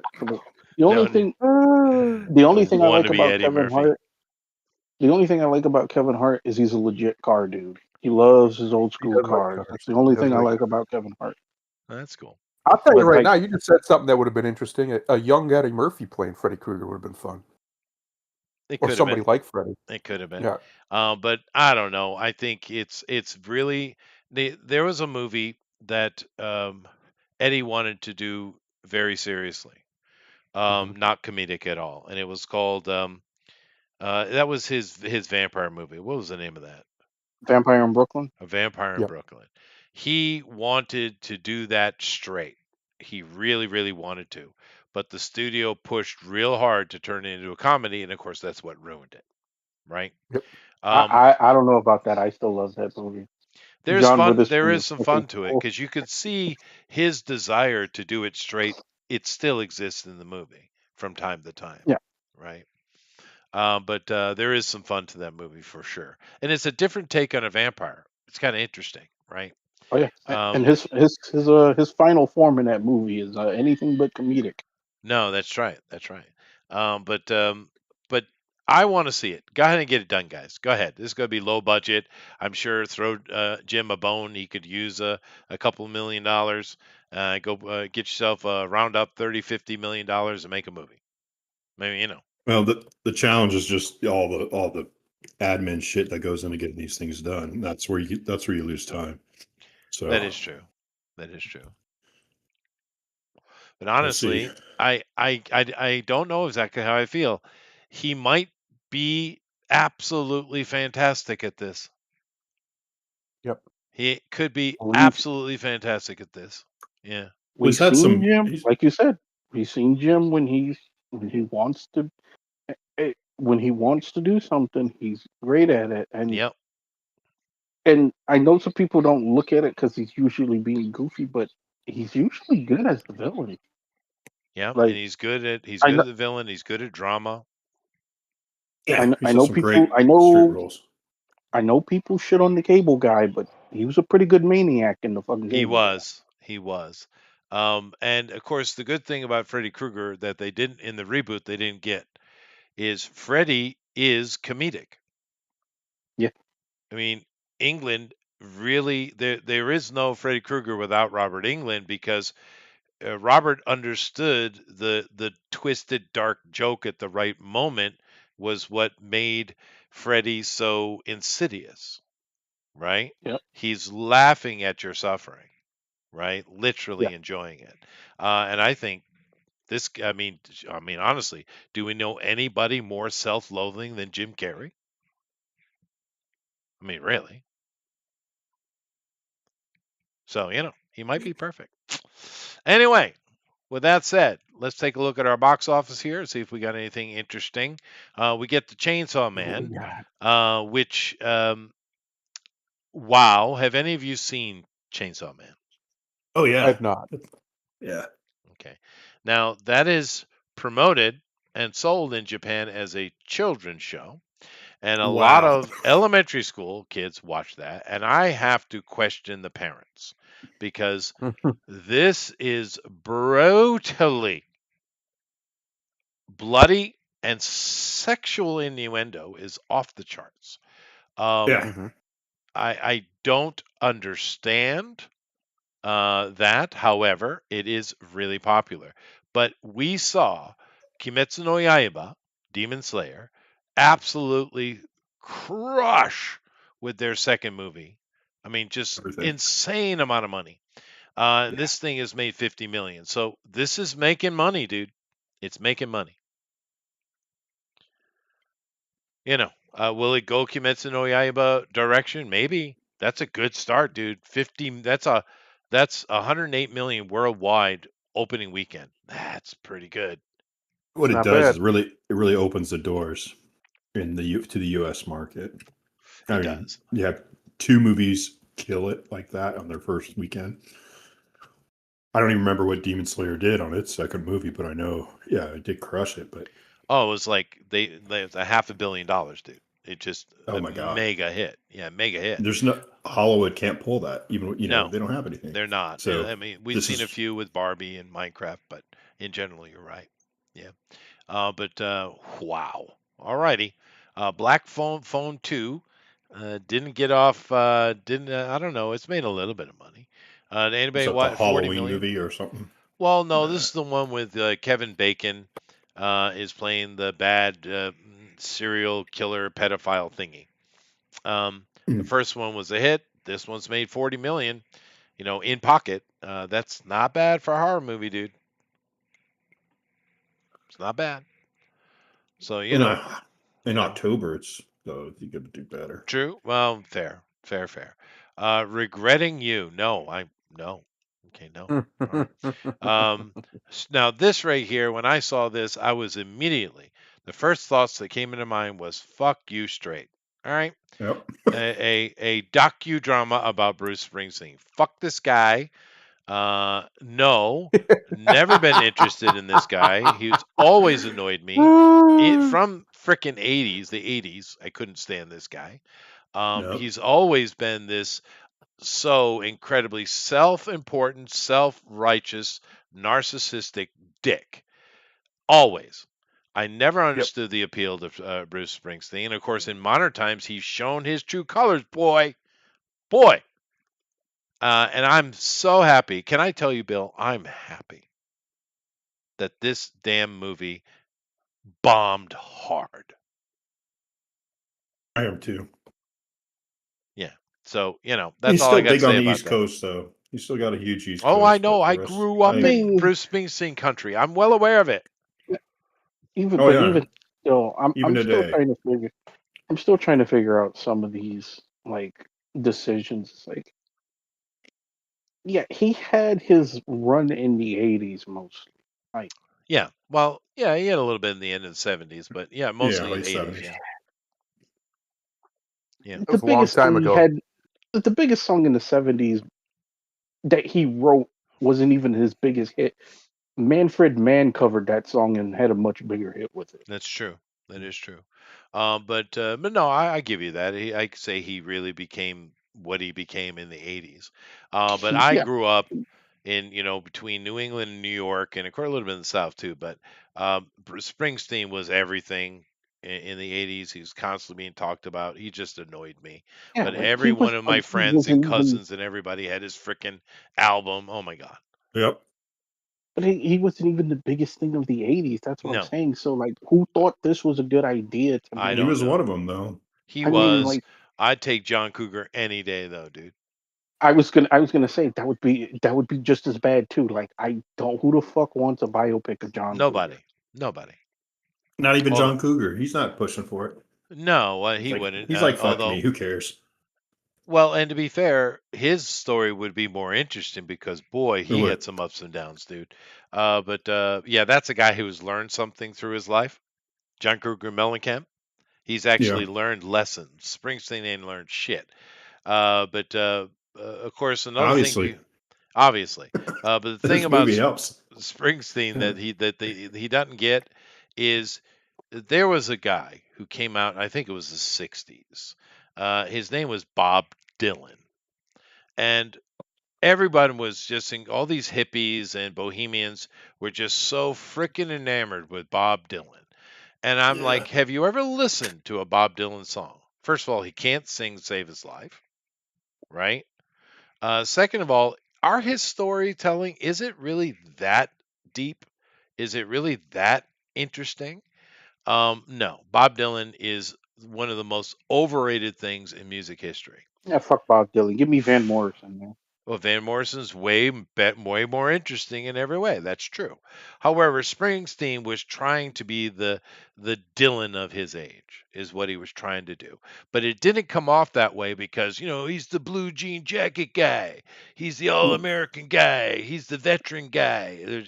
That's not who he was. He was a freaking artiste, avant garde hippie fucker. He was. Yeah. I think Anyway. he just had it because he had a likable band, and it's just like right place, right time. They were a good band, actually. The E Street Band's Yeah. actually a good band. Yeah. Um, Max could play the drums. oh yeah. But anyway, Tron Ares, we already talked about how bad that has done. Although I don't know. No, it's not even close. But we got Why the Shelby fuck do they Oaks keep giving Jared Leto fucking lead roles? because he's a cult leader. Yeah. Dude, you Uh, could fucking make a documentary about his cult and people still wouldn't go see it. no, he's certainly fallen from grace. No, But it's because he's oppressed. He's a victim. That's why. is he? How? Yeah. What category does he fall He's a into? brown. He's Hispanic. Is he? Yeah. He's Okay, oppressed. so let me understand this. If you are of the Latinos, you're not white. If you are Persian or Turkic, you're not white. If you're Northern Indian, you're not white. If you're Slavic, are you white? Oh, good question. That's a good Well, question. yeah. And So, Moroccan. They're not white either. no. So therefore the white peoples, the ones who, nothing bad can be done to because they're white, is that just like the British Isles and Scandinavia? Is that like it? Germany. Germany, Austria. So that's it. Just that little teeny slice of humanity that is the most minority of all minority groups. Those are the ones who are the problem. The deadliest creatures on the planet. Really. That's interesting. My my my question is, the one thing Jared Leto has done successfully was his band 30 Seconds to Mars, and that was 20 years ago. Mhm. You actually had something successful, and you abandoned it to be it's associated with A movie failure. star? Every movie you've Well, ever. yeah, but he's made money though. He's made money though. Let's see who. Bugonia. Bugonia. Oh, the flower? Okay. Two conspiracy obsessed young men, okay, kidnapped the high powered CEO of a major company, convinced that she is an alien intent on destroying planet Earth. All right. You made $1 million. That Awesome. sounds cool. Yeah. Yeah. Let's see. Last days. And Demon Slayer's still on the list, man. It's not a, Yeah, dude, like that thing what? made money. It's Big still money. cranking. Um, Big old money. yeah. Big money. So this is like a docudrama, Amazing. like a nature docudrama. Amazing. Okay. Queen of the Dead. Hey, it's Halloween. I'm surprised we don't have more horror movies on here. Drag queens. Oh, perfect. And And Club Kids club Battle kids battle Zombies. zombies. Yeah, but that could be fun though, dude. It could, but the Drag zombies queens have and nothing to club eat. Why kids. would they bother them? That's true. I mean, and what exactly? There isn't a lot of difference between a drag queen and a club kid, anyway. Let's be fair. They're very, very similar. Effeminate, sparkly. Yeah, they're basically the same thing. But they're battling zombies, craving brains during a zombie outbreak at their drag show in Brooklyn. Dude, it's right down Oh the my street god. from Grimlock. Not anymore. I'm not in that socialist hellhole. That's fair. But it unfortunately only made $66,000. Oh well. That's too much Shame. still. Mistress Dispeller. 66,000? Do you think it Yeah. even cost that? Do you think it cost them 30 grand to make? No, it That probably shitty. cost. They probably lost money. Here's another one. You It made think the taxpayers paid for 23,000. that one? Oh, maybe, probably. Yeah, probably. Yeah, I think so. But the thing is, we used to have stuff tongue in cheek with flamboyant, club kids or drag queen type of stuff that were fun, right? I mean, think of Like Hedwig what? and the Angry Inch, or think of Rocky Horror Picture Okay. Show, Okay. right? Okay. Yeah. Yeah. Rocky Horror Picture Show fits that It's fun, yeah. for sure. Yeah. But Yeah. what is this? A Chinese woman hires someone to secretly end her husband's extramarital relationship in an attempt to save her marriage. Okay. Um, okay. Why don't you just ask him to stop fucking another lady? You know, Well, now you're being ridiculous. I just Mhm. being ridiculous. Where's the tension there? fair enough. Fair enough. Anyway, this is, dude, I'm calling it. This has been the most shit year in cinema ever, as far as I know. I mean, my Ever? God, dude. Last year was bad, but this year's worse, dude. It's just nothing. It's crap after crap. We've had nothing, dude. What a horrible year. It's freaking Halloween, the week of Halloween, and we don't have nothing? Look at this, dude. What's open? We should have had like half a dozen Halloween movies open this in this list, and we got nothing. We No, got they all drag came out in May. queens. They all came out in May. Fair enough. Oh God, whatever. I give up. But this has been a horrible year in movies, dude. What a shame. You know, and of course I pay attention to the Finnish databases. A lot of stuff that goes direct to streaming and things like that, and trying to watch. I haven't found anything to watch in quite a while. I have to watch old stuff. There's nothing much new. There was a few things put out by the Asylum and those kind of cheeky B movie guys that were kind of fun, but nothing, dude. Nothing. Nothing. It's disappointing, dude. Yeah. Rough. It's rough. Yeah. But I watched Blazing Saddles last night. Oh, there you go. excellent. Good Fun man. movie. Still a That's good got a movie. drag Yeah. queen in it too. It's got Dom DeLuise. Damn right. Yes, but it also does. But it also has Mongo, who's just a pawn. It It has does. George Papadopoulos. It does. It does. Oh, It's got Gene Wilder in it. He's playing what, the mhm. Cisco Kid, is it? He is oh my god, no, not Cisco Kansas Kid. City What's this? Kid, Oh my god, I just watched it. Waco. The Waco the Kid. Waco Waco Kid. Kid. He's Yeah. so fast you can't even see him draw. Easiest role ever. grab that chess piece. Yeah, Yeah. yeah. But no, Brilliant Saddle is good fun. And we used to have a lot of good fun things that people could take a joke, right? And make a joke of themselves. A lot of stuff with that's I can't remember his name. The old Jew guy that made all the Brooks. Brooks, Mel Brooks. More than willing to have a good laugh at some Jewish thing, or gay thing, or Absolutely. racial thing, Where right? he was the Indian chief, right? And He was. he's speaking Yiddish the whole time. Right. The Indians. It is hilarious. Well, no, he does It's double hilarious. duty in that because he also plays the mayor, right? Yep. Yeah. It's the mayor. And who's we're only interested in the secretary who lives underneath the desk. Yeah. Hey boys, how you doing today? And he's Yeah, he pulling only his talks pants to her up. chest. Yeah, That's right. that's right. But a lot of good things. Well, wasn't like Arnold? Didn't he have like a cameo in that movie? That's something I have to search because I did not He's know like that. so awkwardly sitting on a horse with a pink Western shirt on. Wasn't that Arnold? Hmm. It was just a cameo. But whatever. A fun movie. Blazing Saddles. You haven't seen No. it. It's good fun. It says he's not in Blazing Saddles. No. It's Who in was that then? Yeah. Some big muscle guy. But whatever. It is good fun movie. Definitely enjoy it because we're not getting anything now. No, Unbelievable. I was flipping through. All I've been watching is old 80s movies. Yeah. There's nothing new. Yeah. Old stuff. And, Yeah. yeah. I've been kind of Like, siphoning through some of the old 60s sci-fi horror though. That's a good genre. I was yeah. doing old 80s fantasy, the stuff that rode the Conan wave, the really crappy Yeah, ones yeah. like Those are Sword and great. Sorcery. I should That's a rewatch good those. one. Beastmaster was so good, dude.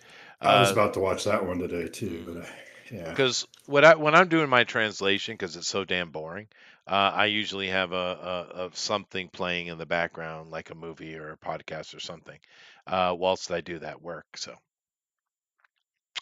it's about the only time I got to usually watch movies.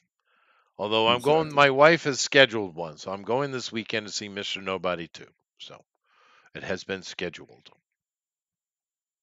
And Excellent. yeah, and Superman was like in Japan for like a week or something. That thing went away instantly, dude. I don't know why.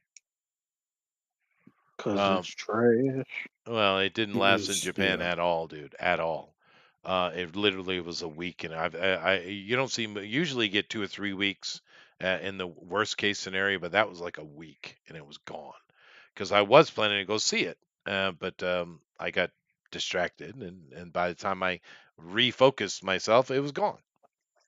I But caught it on the HBO Max, and yeah, meh. I don't yeah, know. There's some fun to it, but overall, it was more of a comic book story than a movie story. It really wasn't a yeah.